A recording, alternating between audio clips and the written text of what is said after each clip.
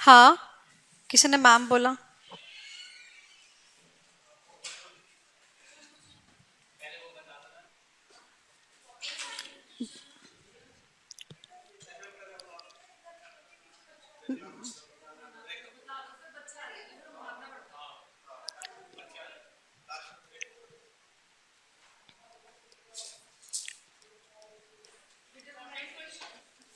जब तक दरवाजा बंद रहेगा तब तक बच्चे नहीं आ सकते।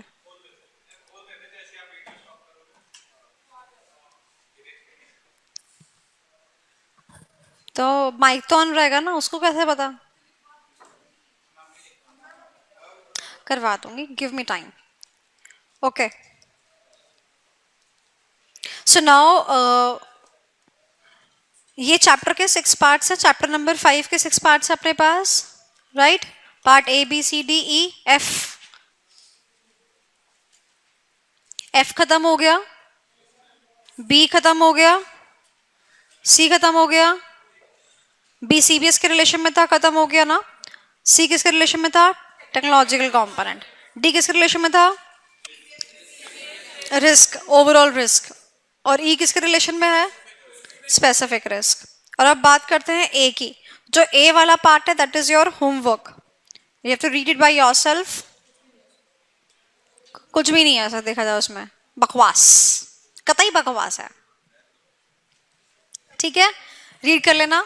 हाँ, एमसीक्यूज बन सकते हैं इसके ऊपर, ठीक है। जैसे example, bill send for collection क्या होता है, तो उसने इलस्ट्रेशन से दे दी कि एक्स ने ये किया, बैंक के पास गया, ये बताओ ये क्या था, ऐसा हो सकता है। आयुष, क्या बात चल रही है? फिर क्यों बातें कर रहा है? अच्छा, तो मैंने बताया तो समझ में नहीं आया उसे? वाह। और तुम आज तीनों तो बिल्कुल जेल कर रहे हो ना, shades of blue, the man in blue. तीनों के तीनों ब्लू के शेड्स में आएंगे। सुनो, तुम भी बेटा यहाँ पर ही आ जाओ।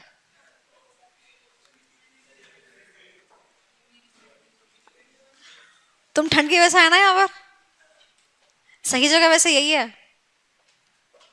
वैसे तो अपनी क्लास में भी बेंचेस की जरूरत ही नहीं है, इन बेंचेस में ही सारा काम हो जाएगा।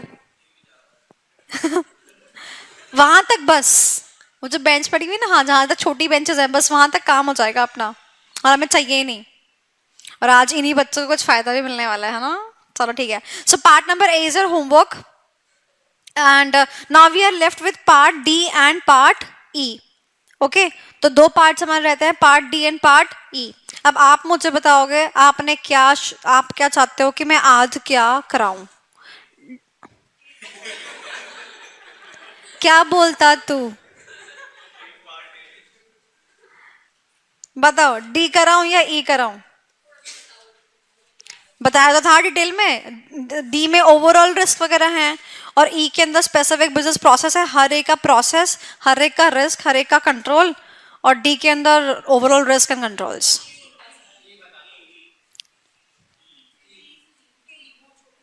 वोट कर लेते हैं ना।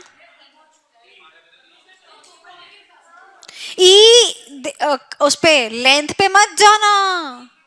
मैं कह रही हूँ लेंथ पे मत जाना। क्यों लेंथ पे मत जाना? क्योंकि उसके अंदर हर एक पॉइंट को समझने के लिए टाइमिंग दोनों में इक्वलेंट लगेगा, चाहे डी हो चाहे ई हो, टाइमिंग दोनों में इक्वलेंट लगने वाला है। तो जो टाइम, हाँ, लेंथ पे मत जाना कि वो 2 पेज में सिमट गया और वो 4 पेज में सिमट रहा है। आसान कौन सा है?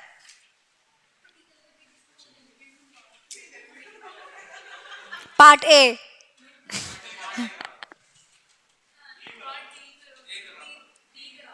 वोट कर रहे हैं अपन, vote for part D, raise your hand.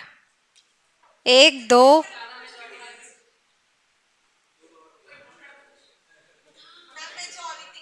अब ठीक है, हो गया। दूसरे का हाथ खड़ा करवा के करवा रहे हो। चलो पार्ट डी चालू कर रहे हैं। हैं?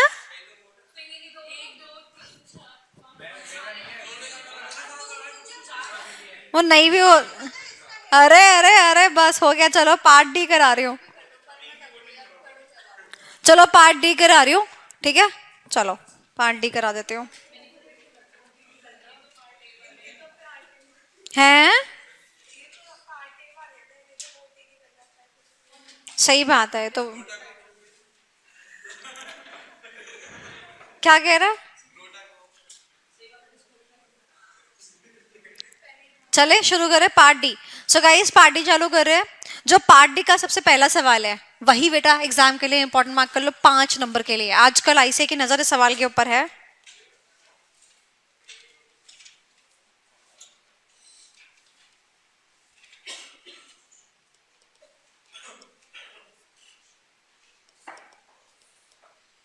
द सवाल is risk associated with CBS, यानी कि ओवरऑल रिस्क। ठीक है, कितने रिस्क है? 5 या 6? पक्का? मुझे तो 6 लग रहे। देखो एक तो ये है, एक तो ये है और एक तो ये है, फिर उसके बाद एक ये है और एक ये है और फिर ये भी तो है, इसी का पार्ट है, मतलब 5 ही रिस्क है। ठीक है। So there are total 5 risk related to the CBS. मेरे को भी ठंड लग रही है, हे भगवान बारिश करा दे बस, बहुत तेज। ऐसा लग रहा है भूख लग रही है उसे, बहुत तेज है। ओके एक बात मैं आपको और बताती हूँ, जो आखिरी वाला है ना ये सेपरेटली भी आता है, आखिरी वाला सेपरेटली भी आता है। चलिए तो क्या है सीबीएस में, यानी कि बैंकिंग सेक्टर में कितने रिस्क है हमारे पास? 5 रिस्क है। पहला, कुछ ऐसा होना हो जाए जिससे बैंक के ऑपरेशंस ही परफॉर्म ना कर पाए, यानी कि operational risk. Credit risk, bank जो किसी को लोन देता है और कल को वो लोन वापस ना आए तो कौन सा risk? Credit risk. Market risk, जो बैंक के पास पैसा आता है बैंक आगे उसको मार्केट में लगाता है तो वो पैसा डूब ना जाए उसका रिस्क, यानी कि मार्केट रिस्क। स्ट्रेटेजिक रिस्क, जो बैंक स्ट्रेटेजी लगा रही है वो कहीं खराब ना हो या बेकार ना हो, that is a strategic risk. And last, क्योंकि बैंकों ने क्या यूज किया? सीबीएस का सॉफ्टवेयर, तो क्या आ गया? IT risk. ठीक है, कितने रिस्क? 5 रिस्क। बैंक का धंधा बंद हो सकता है, बैंक को पैसे जिन्होंने लिए थे वो पे नहीं कर रहे, एनपीएस हो रहे हैं। बैंक के पास पैसा था, बैंक ने वो पैसा मार्केट में लगाया बट वो पैसा रिटर्न ही नहीं दे रहा, मार्केट रिस्क। बैंक ने जो स्ट्रेटेजाइज किया वो स्ट्रेटेजी फेल हो गई, स्ट्रेटेजिक रिस्क। और बैंक ने क्योंकि लगाया सीबीएस सॉफ्टवेयर, यानी कि क्या है? IT risk. आसान था ना, सिंपल था ना। मैंने कहा था लेंथ पे मत जाना, वो 2 पेज 2 घंटे ले जाता। यहाँ पर नंबर ऑफ पेजेस ज्यादा दिख रहे हैं बट आपका टाइम बहुत कम है, आसान आसान चीजें हैं। ठीक है, वहां 2 पेजेस को समझने को 2 घंटे कम से कम बता रही हूँ मैं। चलो सो 5 तरीके के रिस्क हो गए। अब एग्जाम में जो ये ऑपरेशनल रिस्क है ना ये भी सेपरेटली आ सकता है, और ये जो है सेपरेटली जब आएगा तो मुझे ये इस बार के अटेम्प्ट के लिए काफी ज्यादा इंपॉर्टेंट लग रहा है, सेपरेटली करेंगे इसको। तो पहले काम करते हैं, छुटकू छुटकू वाले निपटा लेते हैं। ठीक है, सबसे पहला कौन सा? Credit risk. क्या बोलते हैं वंश, जरा पढ़ना। नहीं नहीं नहीं नहीं, दैट एन असेट। अच्छा,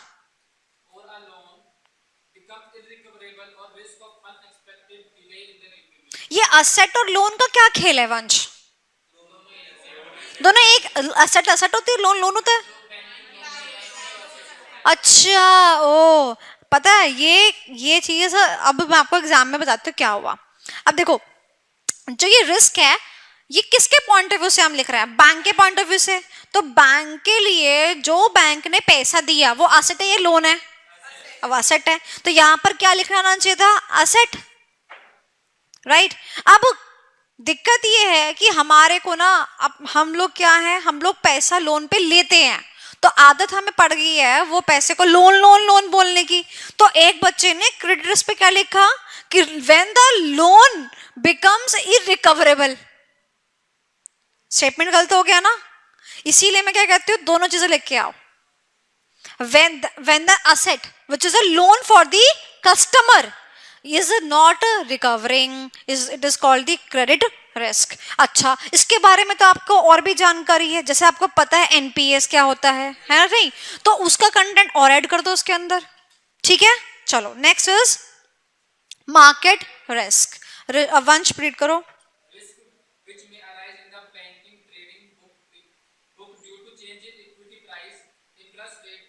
और फॉरेस्ट रेट्स, है ना।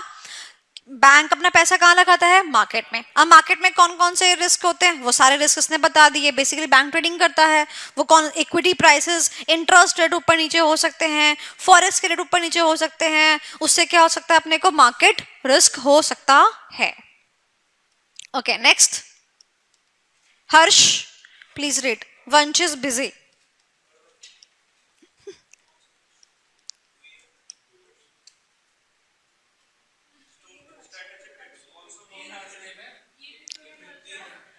वो वाला हर्ष। कौन सा? रिक्स? रिक्स स्ट्रेटेजिक रिस्क है। अच्छा, होल्ड। ध्यान रखना यहां पर, क्यों ध्यान रखना है? इसका दूसरा नाम बिजनेस रिस्क। सुनना, ये आएगा एमसीक्यू में, ठीक है। बिजनेस रिस्क बच्चा क्या समझता है? बिजनेस यानी कि बिजनेस रिस्क यानी कि बिजनेस डूबने का रिस्क, यानी कि वो ऑपरेशंस नहीं कर पा रहा उसका रिस्क। बच्चा ऐसा सोचता है, बट ये हकीकत नहीं है। बिजनेस रिस्क यानी कि बिजनेस डूबा क्योंकि स्ट्रेटजी फेल हो गई। तो ध्यान रखेंगे कि ऑपरेशनल रिस्क का दूसरा नाम बिजनेस रिस्क नहीं है, स्ट्रेटेजिक रिस्क का बिजनेस रिस्क दूसरा नाम है। ओके चलो आगे पढ़ो। कौन सा रिस्क? अच्छा, क्या? स्ट्रेटेजिक, दैट अर्निंग्स, है ना। Environment keeps on changing, so our same strategy might not be suitable for that and therefore resulting in strategy failure. आप लोगों ने strategic management के अंदर definition में ही last में ये sentence तो पढ़ा ही होगा, and making adjustments over the time, पढ़ा है ना। Strategic management refers to the process of managerial process of what? और आइडेंटिफाइंग, वाह वाह वाह, crafting a vision, setting objectives, crafting the strategy, implementing the strategy and making adjustments over the time in the vision, objective, strategy and its implementation. ये full आपकी definition है। तो making adjustment से आने की, obviously the environment is changing in nature, we have to adjust our strategy accordingly. तो यहाँ पर आप अपना स्ट्रेटेजिक मैनेजमेंट का जो ज्ञान है वो झाड़ सकते हैं। आगे चलते हैं, आईटी रिस्क। चलिए हर्ष रीड कीजिए। ऑटोमेटेड एनवायरनमेंट यानी कि अपन क्या इस्तेमाल कर रहे हैं? क्योंकि सीबीएस इस्तेमाल करते हैं, मेरे को क्या आ सकता है? आईटी रिस्क आ सकता है।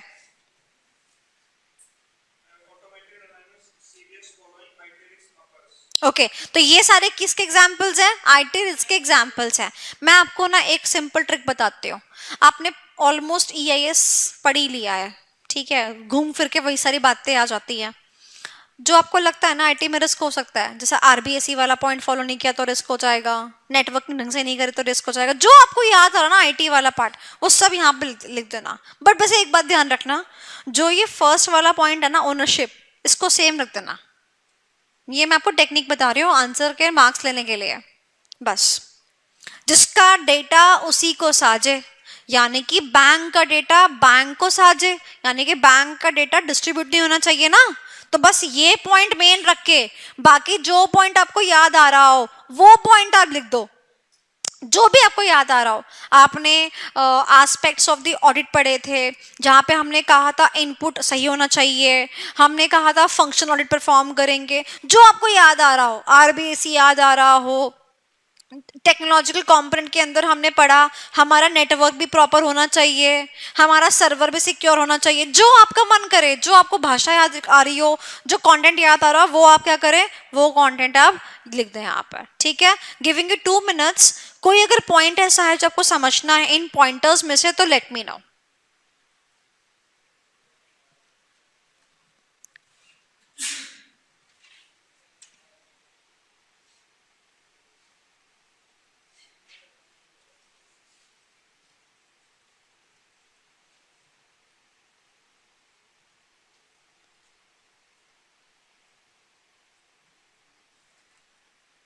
कुछ लहरा के कुछ बलका के फिल्मी जैसे चलती पल में जिसको चाहे पागल।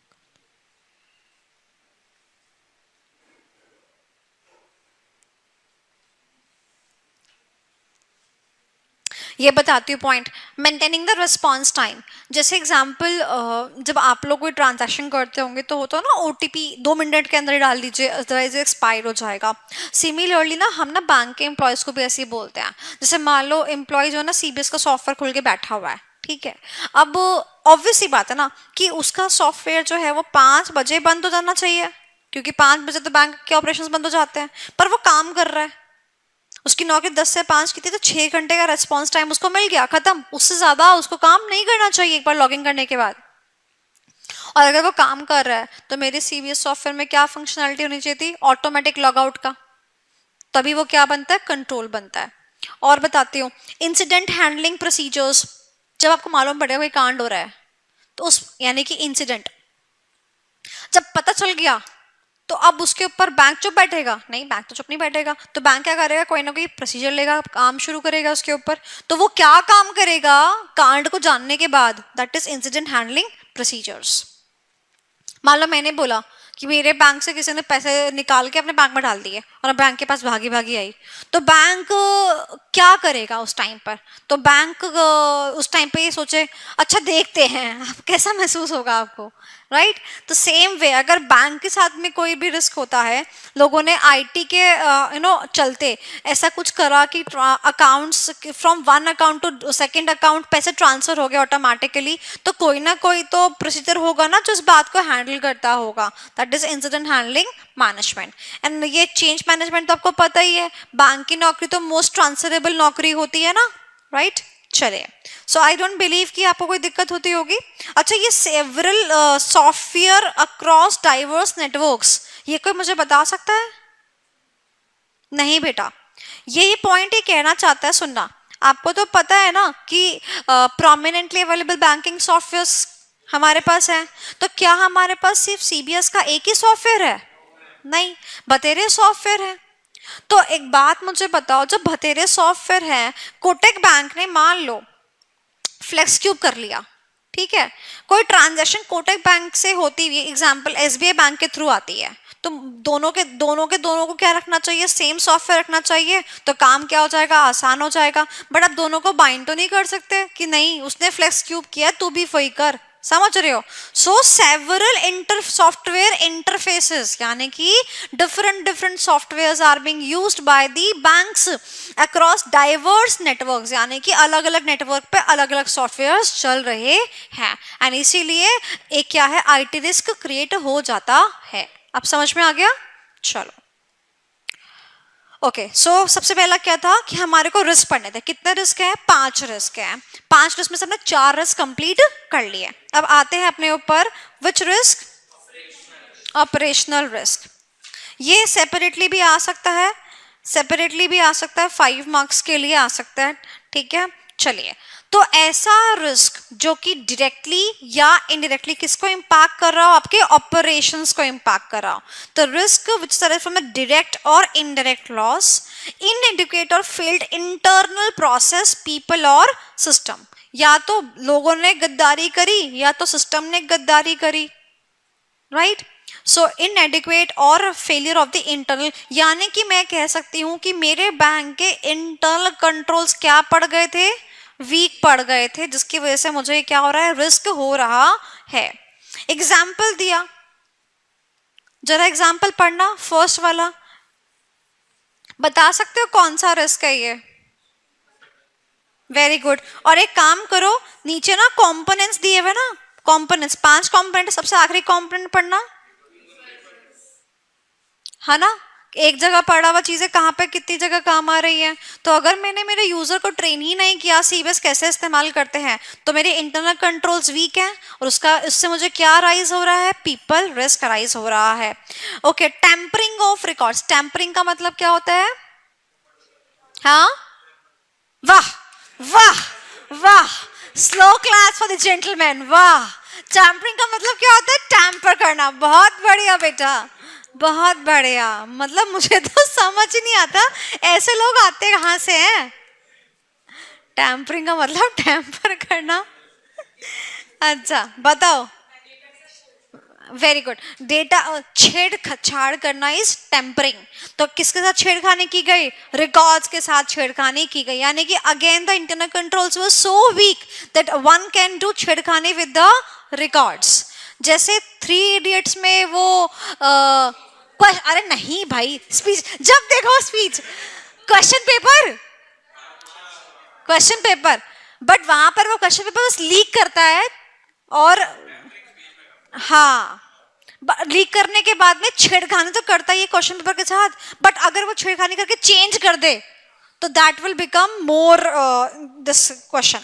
चलिए अब करते हैं कंपोनेंट्स ऑफ द। ये क्वेश्चन बेटा एग्जाम पे के पॉइंट ऑफ व्यू से सेपरेटली भी इंपॉर्टेंट और एमसीक्यू के बेसिस पे भी इंपॉर्टेंट। आपको वो कंटेंट देगा और आपसे पूछेगा बताओ ये कौन सा रिस्क है। नीचे से ऊपर पढ़ेंगे। सबसे पहले हम पीपल रिस्क पढ़ चुके हैं, यानी कि अगर हमारे जो यूजर्स है वो क्या है? अनट्रेन्ड हैं, तो that will give rise to people risk. उसके बाद कंप्लायंस रिस्क, यानी कि कंप्लायंस, किसका कंप्लायंस करना पड़ता है बताओ? एलआर का, लीगल एंड रेगुलेटरी फ्रेमवर्क का। और क्या नहीं किया बैंक ने? वही चीज कंप्लाई नहीं करी। आप में से कोई मुझे बता सकता है कौन सा सेक्शन लगेगा? Section 70 of PMLA. क्या कहा था बैंक को? कंप्लाई करना है कोई भी रूल प्रोविजन, याद है, बट बैंक कंप्लाई नहीं कर रही है, तो it will give rise to compliance risk. Okay, next is legal risk. Legal risk का मतलब क्या होता है कि बैंक ने किसी को ना क्या दे दी? गलत एडवाइस दे दी। जैसे एग्जांपल, मान लो मेरे पास में, मैं बैंक का रिप्रेजेंटेटिव हूँ, मेरे पास में एक कस्टमर आता है और मुझे बोलता है कि मुझे ना एफडी करनी है, और मैं उसको एडवाइस देती हूँ कि एक काम करो आप ना ये वाली ले लो। आजकल तो बहुत ज़्यादा होता है कि ना जो बैंक के रिप्रेजेंटेटिव्स होते हैं ना वो क्या करते हैं? एफडी करने ही नहीं देते। वो कहते हैं कि आप हमारी पॉलिसी ले लो, ये कर लो, वो कर लो। तो they incline the customer towards the certain policies and then they say FD में तो कितना ही परसेंट इंटरेस्ट मिलेगा, आप कितना कमा लोगे? 7%। अरे आप हमें बताओ, इस पॉलिसी में आपको सिर्फ इतना इतना इतना देना है, उसके बाद देखो आपको क्या क्या रिटर्न आ रहे हैं। ये क्या है कि आप एक गलत एडवाइस दे रहे हो। अगर आपको एडवाइस भी देने, कम से कम सही एडवाइस दे दो, राइट। तो वहां पर क्या अट्रैक्ट हो जाएगा? लीगल रिस्क, क्योंकि आप कैसे क्या एडवाइस दे रहे हो? बैड और रॉन्ग बिजनेस प्रैक्टिसेस कर रहे हो। आपका धंधा क्या है? आपका धंधा क्या है? आपका धंधा ये कस्टमर जो डिमांड करे सर्विस वो आप दे दो, ठीक है। और अगर आपको एडवाइस भी देनी है तो आप ठीक एडवाइस दो ना। आप ऐसा एडवाइस क्यों दे रहे हो जिससे कि कस्टमर का नुकसान और आपका फायदा हो रहा है? अगर ऐसा हुआ तो क्या हो जाएगा? Legal risk. एंड ये मैं आपको बता देती हूँ कि नाउअडेज ये ना प्रैक्टिस बन चुकी है बैंकों की कि वो ना आपको इंक्लाइन करते हैं towards the various policies and आपको ये बोलेंगे कि एफडी वेफडी में, आरडी वारडी में कुछ नहीं रखा। You won't believe, there was a known person of my family, he went to the bank कि भाई मेरे को ना आरडी करानी है अपने बच्चों के लिए। बच्चों तो छुपा के कुछ पैसे जमा कराना चाहते होंगे अपने बच्चों के लिए। तो फिर वो बैंक वाले ने बोला कितने की आरडी करनी है, उन्हें बता दिया। फिर वो कहते कि आप एक काम करो ना, इससे अच्छा तो आप ये स्कीम ले लो हमारी, मैं आप हर महीने जमा करते रहना, आप हर साल ये देते रहना, एंड फिर उसके बाद में क्या होगा? उसके बाद में आपको ये पैसा रिटर्न में दे देंगे। उन्होंने सिर्फ एक सवाल पूछा, मेरा पैसा लगेगा कहाँ? तो वो कहता है कि जहां पे बैंक चाहेगा वहां लगा सकता है, उसके लिए बैंक चार्ज करेगा, और नहीं तो अगर आप जहां चाहते हो वहां बता दो आप, अगर लगता है आपको। तो उन्होंने बोला कि भाई अगर मुझे इतना पता होता कि कहाँ पैसे लगाने हैं तो मैं आरडी खुलवाने आता क्या यहाँ पर, मैं लगा ही नहीं देता फिर वहां पर पैसे, ऑब्वियस सी बात है। सो वो तो वापस आ गए, बट हर एक इंसान वापस नहीं आता। तो अगर बैंक गलत एडवाइस देता है या कोई ऐसी एक्टिविटी करता है तो one can sue the bank. That is a legal risk. Next is information security risk. Information security risk का मतलब क्या होता है, सारी की सारी जो इंफॉर्मेशन है उस इंफॉर्मेशन को प्राइवेट रखने का, उस इंफॉर्मेशन को सिक्योर रखने का जिम्मेदारी बैंक का बनता है। बट अगर बैंक ने सिक्योरिटी नहीं रखी किसकी, इंफॉर्मेशन की, तो वहां पर बैंक को ये रिस्क उठाना पड़ेगा। And I must say that even as per the IT act section 4343A, वहां पर यहाँ पर इस सेक्शन के रिस्पेक्ट में इनको बहुत सारी पनिशमेंट भी मिलेगी, एंड इवन इनको कंपनसेट भी करना पड़ेगा for any kind of information which is being leaked from the banking system. Next is TP, transaction processing risk, यानी कि तो बहुत छोटा सा रिस्क है। मान लो वंश के अकाउंट से 50,000 निकाल के मेरे अकाउंट में 50,000 डालने थे, गलती से उससे 1 जीरो एक्स्ट्रा लग गया। ट्रांजैक्शन प्रोसेसिंग रिस्क मतलब वही जो रेक्टिफिकेशन वाला पार्ट होता था, एक्स के अकाउंट में जाने की बजाय वाई के अकाउंट में चला गया, जाने की बजाय, समझ गए। So that is a transaction processing risk. So mnemonic क्या है, क्लिप 4 इससे हो जाएंगे, एंड ट्रांजैक्शन प्रोसेसिंग यानी कि रेक्टिफिकेशन ऑफ एरर वाला पार्ट, गलत एंट्री करती into the system. So there are 5 types of operational risk. सबसे पहला सी से कंप्लायंस रिस्क, एल से लीगल रिस्क, आई से इंफॉर्मेशन सिक्योरिटी, इंफॉर्मेशन नहीं इंफॉर्मेशन सिक्योरिटी रिस्क, और पी से पीपल रिस्क, और एक ऐसा रिस्क ट्रांजैक्शन प्रोसेसिंग रिस्क। ठीक है, आपने जो फ्लो चार्ट बनाया था ना, उस फ्लो चार्ट में जाके थोड़ा सा अपडेट कर दो। रिस्क बनाया होगा ना आपने यहाँ पर इसको अपडेट कर दो। क्रेडिट रिस्क,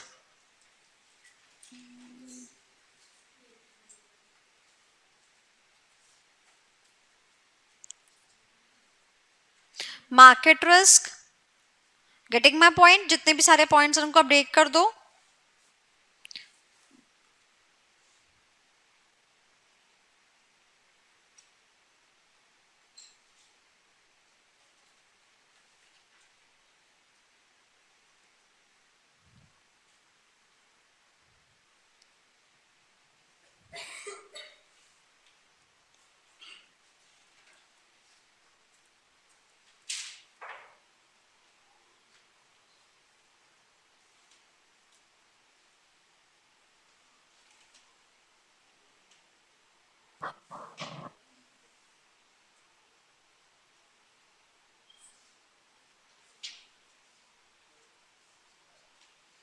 तो कल आपका EIS का टेस्ट है, उसके बाद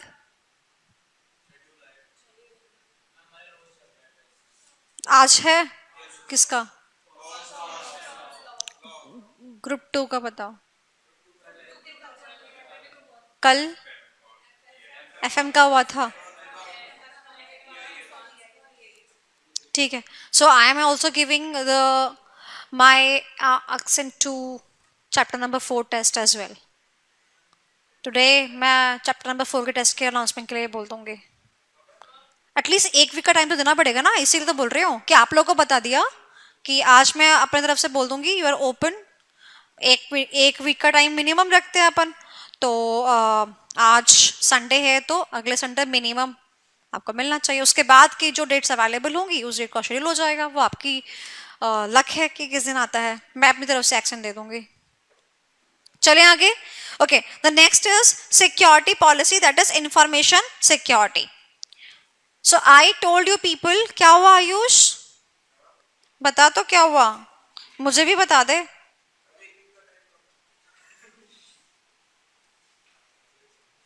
सही कह रहा है, टाइम कम तो लग रहा है, जितना बड़ा चैप्टर है उस हिसाब से टाइम तो कम है, बट क्या करे, ऑप्शन नहीं है ना। जिस दिन आपने पढ़ाई करी थी उसी दिन पता था टेस्ट तो होना ही है। ये तो नई नवेली बात तो नहीं हुई है। अब बच्चे आते हैं ना, ऐसा नवंबर में पेपर जब भी होता है ना, तो आईसीआई को बोलेगा टाइम बड़ा कम दिया आईसीआई ने प्रिपेयर करने के लिए। अरे भाई, जब तुमने चुन ही लिया, तुमने बहुत ग्रुप लिखने हैं, अब तुम आईसीआई को बोलते रहो, बात ही खत्म। आईसीआई को फर्क ही नहीं पड़ता, बच्चा तो यही बोलेगा। ऐसा कौन सा एग्जाम है जिसमें कि बच्चा ये बोल दे कि नहीं नहीं खूब टाइम है, खूब, उसको एंड मोमेंट पे टाइम कम ही लगता है, और एंड मोमेंट तक बच्चों को लगता है कि पेपर खिसक ही जाए, बाय हुक और बाय क्रुक पेपर खिसक ही जाए। चलिए, इंफॉर्मेशन सिक्योरिटी बड़ा ही इंटरेस्टिंग क्वेश्चन है और काफी सिक्योरिंग क्वेश्चन है गाइस। इसके ना दो क्वेश्चंस बनते हैं। सबसे पहला क्वेश्चन ये बनता है इंफॉर्मेशन सिक्योरिटी इंक्लूजन, यानी कि इंफॉर्मेशन जो कि आपके सिस्टम्स में सेव है, इंफॉर्मेशन जो कि आपके सिस्टम्स में सेव है, उसकी सिक्योरिटी। एंड सेकेंड क्वेश्चन उसके रिस्क एंड कंट्रोल्स। तो अगर सिक्योरिटी नहीं हुई तो क्या राइज हो जाएगा, रिस्क, फिर क्या लगाने पड़ेंगे, कंट्रोल्स। ओके, तो सबसे पहले ध्यान से मेरी बात सुनना। जब एग्जाम में क्वेश्चन लिखा हुआ आएगा और आपने ये वर्ड ढूंढ लिया, कौन सा वर्ड ढूंढ लिया, इंफॉर्मेशन सिक्योरिटी। पहली बात मैं आपको बता देना चाहती हूँ, जरूरी नहीं कि जब ये क्वेश्चन आए तो आपको सीबीएस वर्ड मिले, ठीक है। वैसे आपको हर क्वेश्चन में, जितना मैंने आपको part A, part B, part C, part D, even part F, आपको हर जगह सीबीएस वर्ड दिखेगा। इसमें आपको सीबीएस वर्ड हो सकता है ना दिखे, तो सीबीएस वर्ड एक बहुत बड़ा आइडेंटिफिकेशन मार्क होता है कि क्वेश्चन इस चैप्टर से आया है, ठीक है। बट जब ये क्वेश्चन उठ के आएगा तो आपको शायद सीबीएस वर्ड लिखा हुआ ना मिले। ऑल्सो अपने पास ना एक चैप्टर है विच इज चैप्टर नंबर 3, जो कि कोर आईटी से डील करता है। क्या, कोर आईटी, जो हमारी फर्स्ट क्लास थी, मैंने आपको बताया था। सो उस चैप्टर का जो असल में नाम है वो क्या है, information system and it's components, ठीक है। तो क्या होता है इंफॉर्मेशन लगता है कि वो शायद उस चैप्टर से उठ के क्वेश्चन आया है।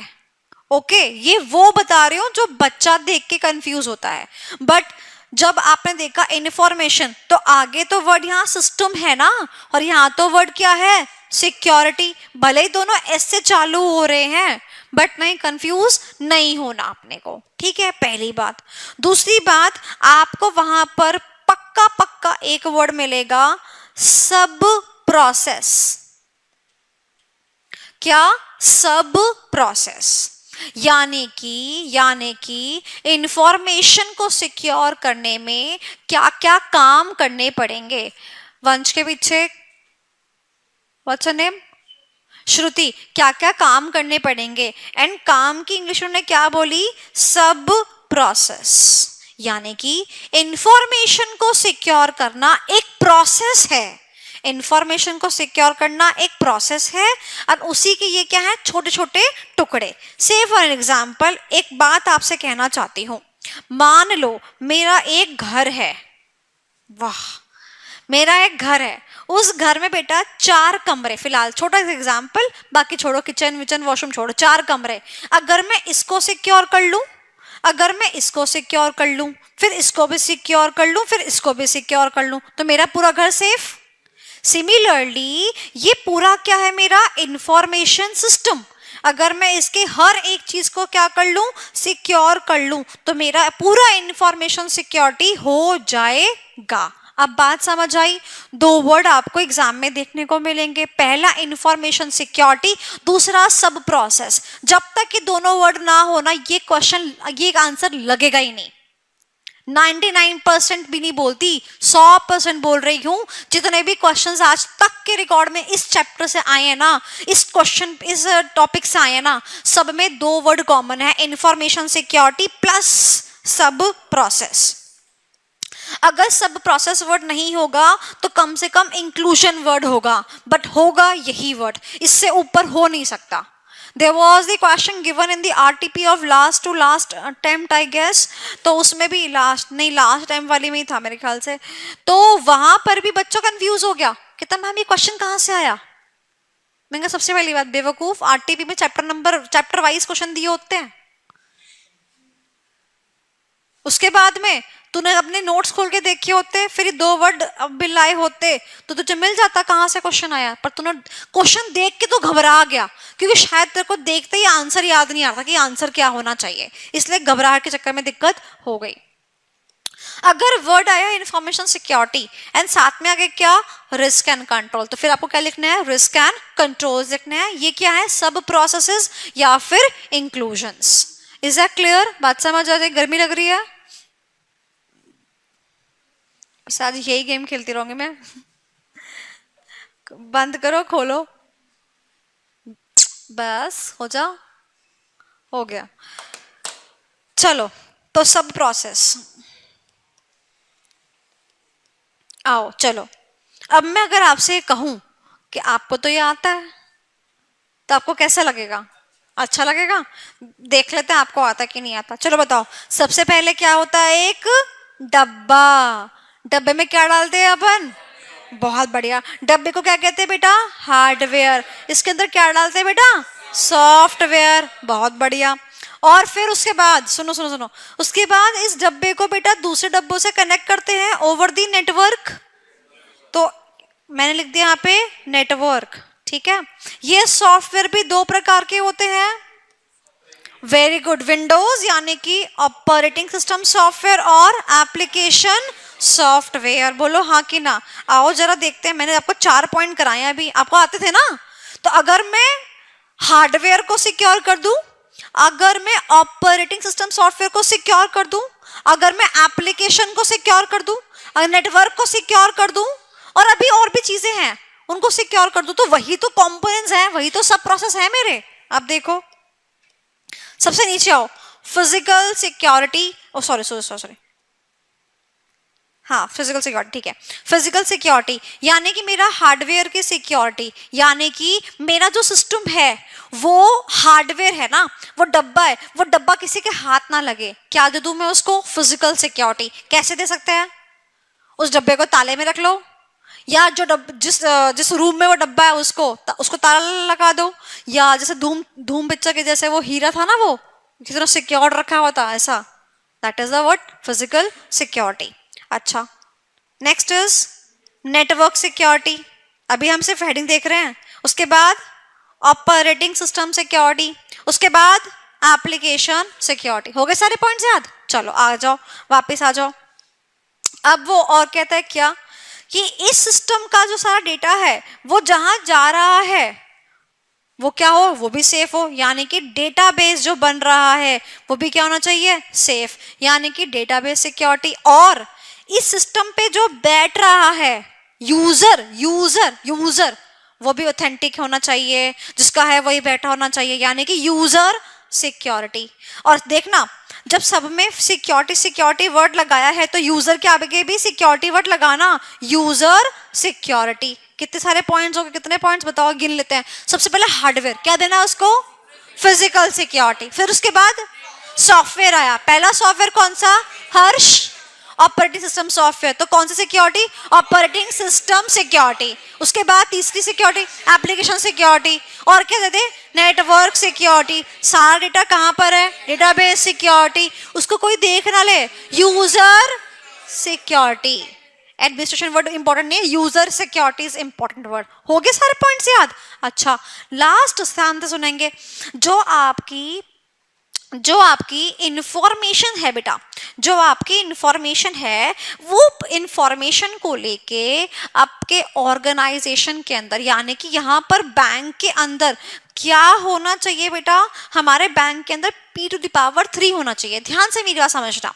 मेरे यहाँ पर मेरे बैंक के अंदर अगर मैं इस बात को ना बोलूं, मेरे यहाँ पे नो छुट्टी पॉलिसी है, तो क्या होगा? हर एक एम्प्लॉय छुट्टी लेगा? बोलो हाँ कि ना। और यही चीज उसने यहां बोल दी कि जो आपके पास बैंक पे इंफॉर्मेशन है उसके रिस्पेक्ट में पॉलिसी बनाओ। कौन किस इंफॉर्मेशन को एक्सेस कर सकता है, किसको इंफॉर्मेशन नहीं मिलेगी, इंफॉर्मेशन कब कहां से कहां पहुंचेगी, इसके तहत क्या बनाओ, पॉलिसियां बनाओ। और उस पॉलिसी को मेक श्योर करो कि वो प्रैक्टिस में भी आए। सिर्फ बोलने में नहीं होनी चाहिए वो पॉलिसी, उन पॉलिसी को प्रैक्टाइजिंग में भी लेके आओ कि it should be there in the implementation also, and for the implementation there should be various procedures. Say for example अगर मान लो मैंने बोला कि जो मेरा सिस्टम है ना, जो ये मैंने तिजोरी के अंदर रखा हुआ है, यानी कि लॉक्ड फिजिकल सिक्योरिटी प्रोवाइड कराई हुई है, यहाँ पर मेरी पॉलिसी ये है कि इस वाले रूम के अंदर जो है सिर्फ और सिर्फ बैंक का मैनेजर जाएगा। ये क्या बन गई, पॉलिसी बन गई। अब इसके ऊपर क्योंकि बैंक का मैनेजर जाएगा तो we have to make sure कि वो बैंक का मैनेजर ही जा रहा हो। प्रैक्टाइजिंग होनी चाहिए वो चीज़, प्रैक्टिस में होनी चाहिए वो चीज़। और इसके ऊपर क्या प्रोसीजर्स लेट डाउन किए जाएंगे, वो सारी बातें कि मैनेजर कब कहां कैसे एक्सेस कर सकता है, बाकी कोई क्यों एक्सेस नहीं कर सकता, सारी की सारी बातें प्रोसीजरल फॉर्म में लिखी जाएंगी। सो हम इसको हमेशा बोलते हैं P⁻3, यानी कि पहले पॉलिसी बनाई जाती है, पॉलिसी को इंप्लीमेंट करवाने के लिए प्रोसीजर्स लिखे जाते हैं और फिर उसको प्रैक्टिस में लाया जाता है। पहले पॉलिसी बनेगी, उसके बाद उसका प्रोसीजर डिफाइन होगा और फिर वो जाके प्रैक्टिस में आएगी, यानी कि बेसिकली इंप्लीमेंट होगी। So we have to make sure कि इंफॉर्मेशन के रेस्पेक्ट में भी हमने ऐसा करके रखा है। मैं आपको एक चीज बताती हूँ, बैंक में we are getting the lockup facility. ठीक है, पता है आप लोगों को lockup facility? Raise your hand किसी को नहीं पता तो। किसी को नहीं पता तो सबको पता है। अब बैंक हमें लॉकअप फैसिलिटी दे रहा है। लॉकअप फैसिलिटी में क्या करता है, एक चाबी अपने पास रखता है, एक चाबी हमारे पास रखता है, कहीं तो ये बात लिखी होगी। और बैंक उस चीज को लिख के प्रैक्टिस भी करता है कि नहीं करता? डेफिनेटली करता है। और लॉकर में आप क्या क्या सामान रख सकते हो, क्या सामान नहीं रख सकते हो, प्रोसीजर में लिखा हुआ है साफ साफ। So that is what bank अपने यहाँ पर लॉकर की फैसिलिटी लोगों को दे सकता है। ये क्या है, एक पॉलिसी है। अगर कस्टमर ये लॉकर की फैसिलिटी एक्सेस करता है तो अगर वो एक्सेस करता है तो क्या प्रोसीजर्स होंगे, और फिर इस प्रोसीजर्स को बैंक प्रैक्टिस भी करता है। Is that clear? So first point, information security की पॉलिसी होनी चाहिए, उसके प्रोसीजर्स होने चाहिए और उसका प्रैक्टाइजिंग भी होना चाहिए। अगर मान लो कोई चेंज करना चाहे पॉलिसी में तो प्रॉपर अप्रूवल के साथ होना चाहिए। कोई चेंज करना चाहे प्रैक्टिस में तो अप्रूवल कर लो। हर चीज में जिसमें चेंज चाहिए उसमें पहला क्या लेना चाहिए, अप्रूवल लेना चाहिए। तो बताओ कितने पॉइंट्स हो गए? पहला फिजिकल सिक्योरिटी, फर्स्ट पॉइंट। उसके बाद OS security, application security, network security, database security, user security, IS security. हो गए 7 पॉइंट याद। एग्जाम में सिर्फ NE6 लिख के आने होते हैं, 1 पॉइंट एक्स्ट्रा याद करा दिया मैंने आपको। चलो अब देखो यहां पर आओ जरा, एप्लीकेशन सिक्योरिटी पे देखो।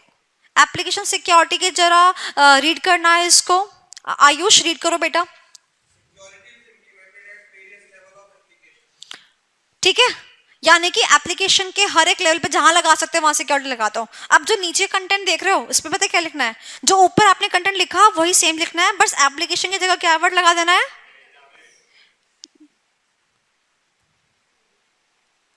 वहां पे लेवल्स नहीं आएगा। नेटवर्क के केस में लेयर वर्ड आता है तो इसलिए लेयर वर्ड कर दिया, लेयर।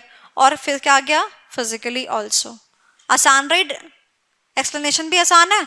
बताओ ये क्वेश्चन 5 नंबर का आके रखा हुआ है पहले भी। अब बच्चा कहता है कहां से क्वेश्चन आया, कितना डिफिकल्ट क्वेश्चन था। जब बच्चे एग्जाम हॉल से बाहर आएगा ना, देखना बच्चों का रिएक्शन यही होगा। और हमारे बच्चे कहते हैं 4 कट के मार्क्स देगा तो इसके लिए क्वेश्चन के। तो अब यहाँ पर देखो, user security, creation to disable. मान लो कोई बंदा है जो बैंक की नौकरी कर रहा है अभी, तो उसको यूजर एडमिन मिलेगा नहीं मिलेगा, यानी क्रिएशन। अब वो टाटा बाय बाय कर रहा है बैंक को, तो हम भी से क्या कर देंगे, यहां से डिसेबल कर देंगे, खत्म कहानी। आज बंदा है वो मैनेजर है, कल को वो मैनेजर से असिस्टेंट मैनेजर बन जाता है तो क्या करेंगे, वापस ले लेंगे यूजर वाले एक्सेस। और कौन से देंगे, जो असिस्टेंट मैनेजर वाले होते हैं। किसी को प्रमोशन मिला है उसे उसकी एक्सेसिबिलिटी ज्यादा इंक्रीज कर देंगे। कितना आसान था। IS-P3 की डॉक्यूमेंटेशन एग्जिस्ट होनी चाहिए, साथ ही में कोई चेंज अगर करना हो तो अप्रूवल लेने के बाद ही इंप्लीमेंटेशन होगा for such changes. Easy simple, giving you 1 minute, इसको रिवाइज कर लीजिए.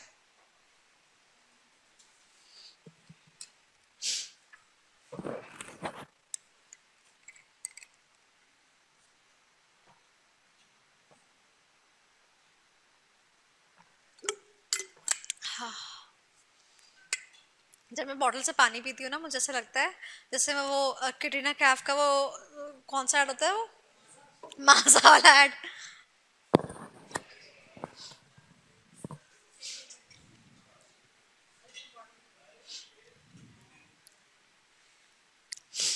डन डन डन डन, चले आगे. So with respect to this, we are done with the second part of the flow chart. Security policy भी खत्म. Okay. Okay. अगर ये question आता है उसमें इंफॉर्मेशन सिक्योरिटी को लेकर, तो आपके पास दो कीवर्ड्स हैं. What is that? Information security plus. अब इसी में हमें पढ़ने हैं क्या? Risk and controls. इसके risk and controls with respect to the information security. ये ज्यादा इंपॉर्टेंट नहीं है बट करने तो पड़ेंगे ही. वो वाला क्वेश्चन जो मैंने अभी कराया ना, वो ज्यादा एग्जाम में आता है, ये वाला कम आता है. चलिए, risk and controls of the information security, नीचे से ऊपर पढ़ेंगे. सबसे लास्ट वाला पॉइंट, आयुष रीड करना. रिस्क क्या है? एक सेकेंड, बिफोर आयुष रीड, मैं आपसे पूछना चाहती हूँ, इस क्वेश्चन का अजम्पशन क्या है? इस क्वेश्चन का अजम्पशन है कि जो इनके सिस्टम्स है ना, इसी के अंदर क्या है? इनकी इंफॉर्मेशन है. ठीक है, ये ही अजम्पशन मान के हम यहाँ पर भी इस क्वेश्चन को भी पढ़ रहे हैं. आयुष, यस. यानी कि जिस सिस्टम में ये इंफॉर्मेशन रखी हुई है, उस सिस्टम का आईडी पासवर्ड बहुत ही लुल्लू वाला है. तो क्या करेंगे बताओ? क्या करेंगे बताओ? 99% लोगों के जीमेल के passwords are based on the date of birth.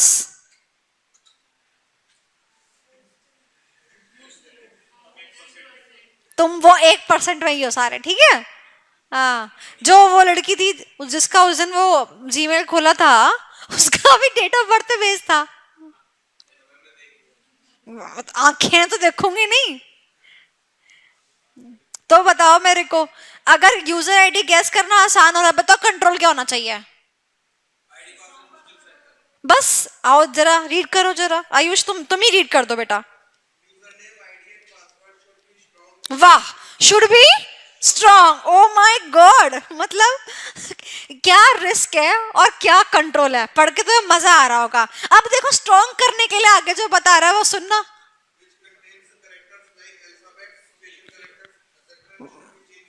वाह वाह, क्या रखो? स्पेशल कैरेक्टर्स रख दो, कुछ रख दो. करेक्ट. तो बताओ, ये कंट्रोल कुछ याद करने की जरूरत है? नहीं, याद करने की जरूरत नहीं है. बट साथ में उसने ये भी बोला, अपना पासवर्ड जो स्ट्रॉन्ग भी रखा है ना, तो उसको भी चेंज करते रहो टाइम टू टाइम. चलो नेक्स्ट बात करते हैं. Next is potential loss of confidentiality, availability and integrity of information. Basically, potential loss of the information. Obviously बात है, इंफॉर्मेशन कॉन्फिडेंशियली होनी चाहिए थी, उसी को अवेलेबल होनी चाहिए थी जिसके लिए वो थी, और एक जगह पे ही होनी चाहिए थी. तो ऑब्वियसली बात है. तो basically what he wants to say कि हमारी जो लॉस है वो इंफॉर्मेशन का वो हो गया. तो क्या कंट्रोल है? Physical access restriction should be implemented and administered. यानी कि हमारी इंफॉर्मेशन लीक ना हो, इसके लिए क्या लगाएंगे हम? फिजिकल एक्सेस रिस्ट्रिक्शन लगाएंगे. बताओ यार, कैसी बातें कर रहा है ये, मुझे तो बहुत ही हंसी आ रही है उसके ऊपर. अच्छा चलो नेक्स्ट, आयुष तू ही पढ़ दे. यानी कि सुनना, यानी कि मैनेजमेंट ने अपना काम ठीक से नहीं किया. इनका काम क्या था? P⁻³ नहीं किया तो अब करवा दो. इनको बोलो तुम अच्छे से पॉलिसी बनाओ, फिर उसके प्रोसीजर सेट करो, और फिर उसका बिफोर मूविंग ऑनवर्ड्स मैं एक बात और कहना चाहती हूँ. देखो, आपने जो अभी पिछले पेज पे कंटेंट पढ़ा, उसी के रेस्पेक्ट में सारी बातें आ रही हैं. यहाँ पे लैक ऑफ मैनेजमेंट डायरेक्शन आ गया, यानी कि जो पहला वाला था p⁻³ वाला ट्रैक्ट हो गया। यहाँ पर फिजिकल रिस्ट्रिक्शन लगा दी, यानी कि फिजिकल सेफ्टी लगा दी, जो लास्ट वाला पॉइंट था। और यहाँ पर क्या लगाया, यूजर सिक्योरिटी लगाई है, देखा जाए तो, अगर आप इस बात को समझ पा रहे हो तो। चलो रीड करो इसको Ayush. Controls, policies, okay. Next last point, risk. बस इस आपको पता ही है कि क्या करना है, रीड इट। प्रोटेक्टेड, खत्म। तो ये था आसान सा सवाल, आसान था ना, मॉडरेट। ये वाला क्वेश्चन बहुत डिफिकल्ट है बच्चों के पॉइंट ऑफ व्यू से, जो तुमने चुटकी में कर लिया। तो मैं बता रही हूँ, इसको अच्छे से कर लेना, बस मेरी आंख है इसके ऊपर। Okay, next is controls. चलिए, तो controls, internal controls, IT controls and जो सॉफ्टवेयर है उसके ऊपर कंट्रोल्स। अब जो हम करने के लिए जा रहे हैं that is IT controls, internal controls. अब मेरी बात ध्यान से सुनना, जो ये वाला पार्ट है ना, बेसिकली जो हम अपन पार्ट पढ़ रहे हैं, पार्ट डी, ये जो पार्ट है ना 99% ना बच्चा छोड़ के जाता है। क्यों छोड़ के जाता है? क्योंकि ना उसको ना बहुत ज्यादा डिफिकल्ट लगता है ये चीजें। और जब भी वो इवन इसके क्वेश्चंस प्रैक्टिस करने के लिए एमटीपी या आरटीपी खोलता है, तब भी उसको ना क्वेश्चंस डिटरमाइन ही नहीं हो पाते कि ये लिखना था इसके अंदर। बट मैं आपको हर चीज बता रही हूँ, कहाँ जहाँ पे स्ट्रेट क्वेश्चंस आते हैं वहां मैं आपको कुछ नहीं बताती, जहां पर बच्चा गलती कर सकता है वहां मैं आपको साफ साफ बताती हूँ। अब मैं आपको इस क्वेश्चन के लिए भी साफ साफ बता देती हूँ। ये जो क्वेश्चन है बेटा, दो अलग क्वेश्चन है, ध्यान से मेरी बात सुनना। सबसे पहले बात आती है बेटा इंटरनल कंट्रोल्स की। मैं आपको 10,000 बार बता चुकी हूँ कि इंटरनल कंट्रोल्स क्या होते हैं, और ये भी बता चुकी हूँ कि इंटरनल कंट्रोल्स अगर वीक होते हैं तो काम ज्यादा करना पड़ता है। ओके, नाउ इंटरनल कंट्रोल्स का ही एक छोटा सा पार्ट है आईटी कंट्रोल्स। यानी कि देखो, इंटरनल कंट्रोल्स तो हर एक सेक्टर पे लगना चाहिए था, उसी का एक भाग क्या है कि भैया अगर टेक्नोलॉजी यूज कर रहे हो तो टेक्नोलॉजी की वजह से भी तो रिस्क राइज होते हैं, उस पर आगे कंट्रोल्स होने चाहिए थे। मैं अगर आपसे बात करूं कि ऑर्गेनाइजेशन को आरबीएसई फॉलो करना चाहिए, बिल्कुल फॉलो करना चाहिए। आरबीएसई यानी कि रोल बेस्ड एक्सेस कंट्रोल्स। तो आरबीएसई की बात आपने क्यों करी? बिकॉज आप काम कैसे कर रहे हैं, सेंट्रलाइजेशन सिस्टम है आपका, आप जो भी काम कर रहे हो वो सब एक जगह से एक्सेस हो सकता है, तो इसीलिए आपको क्या लगाना पड़ा, आरबीएसई लगाना पड़ा। सो RBSE is a type of internal control but with respect to the IT field also. Guys, तो समझ रहे हो, इंटरनल कंट्रोल एक मेजर एरिया है, उसमें से आईटी के सेक्शंस पे आपको कंट्रोल लगाने पड़ेंगे, ये एक माइनर सा हिस्सा है। बात समझ आती है? दोबारा एक्सप्लेन करती हूँ। कंट्रोल्स में हम बात कर रहे हैं इंटरनल कंट्रोल्स की, यानी कि ऑर्गेनाइजेशन के अंदर ऑर्गेनाइजेशन सही चलाने के लिए क्या लगाने चाहिए, इंटरनल कंट्रोल्स लगाने चाहिए, हर काम को करने के लिए लगाने चाहिए। बट क्योंकि ऑर्गेनाइजेशन आईटी बेस्ड काम कर रहा है, ऑटोमेशन पे काम कर रहा है, तो वो आईटी की डोमेन में भी क्या लगाएगा, कंट्रोल्स लगाएगा, और उसको हम क्या बोल देंगे, आईटी कंट्रोल्स। तो इंटरनल कंट्रोल बड़ा है और आईटी कंट्रोल उसका एक पार्ट है। बात समझ आई? तो जब ये क्वेश्चन आएगा तो आपको सबसे पहले ये डिटरमाइन करना है कि उसने आपसे पूछा क्या है, क्या उसने इंटरनल कंट्रोल्स पूछा है या उसने आईटी कंट्रोल्स पूछा है। इंटरनल कंट्रोल में आईटी कंट्रोल के 2-4 पॉइंट घुसा दोगे कोई फर्क नहीं पड़ता, बट आईटी कंट्रोल में इंटरनल कंट्रोल के सारे पॉइंट नहीं घुस सकते। इसमें से वो पॉइंट घुस सकते हैं जो कि आईटी के रिलेशन में है, जैसे कि यूजर सही होना चाहिए, ऑथेंटिक होना चाहिए, जो काम वो कर रहा है सिस्टम के अंदर वो सही होना चाहिए। तो बताओ किसके कंट्रोल्स हैं ये, आईटी के कंट्रोल्स है। स्पेशली सॉफ्टवेयर के अंदर वो कोई गड़बड़ी ना करे, कुछ प्लस माइनस ना करे, कौन सा कंट्रोल है, आईटी का। सॉफ्टवेयर वर्ड आ गया, तो सबसे पहला क्वेश्चन सबसे पहली चीज जो आपको एग्जाम में ध्यान रखनी है, इंटरनल वर्ड है या आईटी वर्ड है। ठीक है, सुनेंगे ध्यान से। अब क्योंकि आईटी जो वर्ड है that is a subset of internal controls, तो पता है वो क्या बोलेगा, वो चंटपना करेगा, कहेगा बैंक को ना बहुत सारे इंटरनल कंट्रोल्स रखने पड़ते हैं, ये कंट्रोल्स ये हो सकते हैं, और उन्हीं में से कंट्रोल होता है IT controls, list certain IT controls. यानी कि उसने दोनों शब्द यूज करे, इंटरनल कंट्रोल्स भी यूज कर लिया और आईटी कंट्रोल्स भी यूज कर लिया। तो आपने देखा वर्ड इंटरनल कंट्रोल्स भी आ गया और आपने देखा वर्ड आईटी कंट्रोल भी आ गया। तो मैं सीधा ये बोलती हूं, अगर आईटी कंट्रोल वर्ड आ गया तो आईटी कंट्रोल्स लिखने हैं, तब आप इंटरनल कंट्रोल्स लिखकर नहीं आएंगे, बिकॉज वो सिर्फ आपसे क्या पूछ रहा है, आईटी कंट्रोल्स पूछ रहा है। Is that clear? और कोई बात कंफ्यूजन इस पॉइंट पे तुमको समझ में आया बेटा? तुमसे सबसे लास्ट में तुमको समझ में आया? ठीक है। तो मेजरली आईटी कंट्रोल्स के अंदर ना हम सॉफ्टवेयर के रिलेशन में, आईटी के रिलेशन में बात करेंगे, और इंटरनल कंट्रोल्स में हम क्या करेंगे, ओवरऑल नॉर्मल बातें करेंगे। ठीक है, चलो सबसे पहला पॉइंट क्या है, देखो मेकर चेकर प्रोसेस। ये तो आपको पता होगा ना, बताओ। हम तो कितनी बारी बात करते हैं ना मेकर चेकर प्रोसेस की, नहीं करते हैं? Don't you understand maker checker process? नहीं? अच्छा एक बात मुझे बताना, जो आपने इतनी ऑडिट पढ़ी है तो आपने ये तो पढ़ा ही होगा ना कि जो ऑडिटर होता है वो इंडिपेंडेंट एग्जामिनेशन करे, पढ़ा है? तो इंडिपेंडेंट एग्जामिनेशन क्यों? क्यों? रिलायबिलिटी बढ़ जाए। तो ऑडिटर कौन है? चेकर। और फाइनेंशियल स्टेटमेंट्स बनाता कौन है? तो अगर जो बंदा बना रहा है उसी से चेक कराओगे तो वो तो कभी गलती नहीं निकालेगा ना। इसीलिए बैंक में भी क्या कहा गया, there has to be a maker checker process. यानी कि एग्जाम्पल, फुल डे ट्रांजैक्शन हुए, फुल डे काम किया बैंकिंग एम्प्लॉइज ने, तो जो एम्प्लॉइज काम कर रहे थे वो अलग और जो चेक करेंगे वो क्या होने चाहिए, अलग। There has to be a maker and checker process. Now you also understand that as far as even the auditing is considered, we always say that it is beneficial to go for an internal audit before the external or the stat audit, बोलते हैं ना, right? Similarly, if the checking can be done on the internal level but by the different employees, it would be great. बात समझ आई? But अगर मान लो नहीं होता, कोई बात नहीं, बाहर के बंदे से तब चेक कराओगे, आपके बैंक को ऑर्डर आके स्टार्ट ऑडिट तो बैंकों का भी होता है, पता है आपको? अप्रैल के महीने में सबका ऑडिट होगा भैया, छोटे से छोटे ब्रांच, बड़े से बड़ी ब्रांच, पब्लिक का पैसा इन्वॉल्व है, ऑडिट तो होके रहेगा।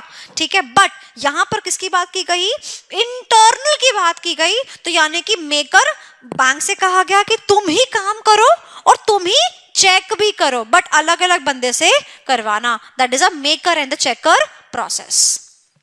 Is a clear? चलो, job rotation, that is a change management. हर एक एम्प्लॉय जो है वो 3 साल के लिए रहता है, फिर उसके बाद दूसरी ब्रांच में शिफ्ट हो जाता है।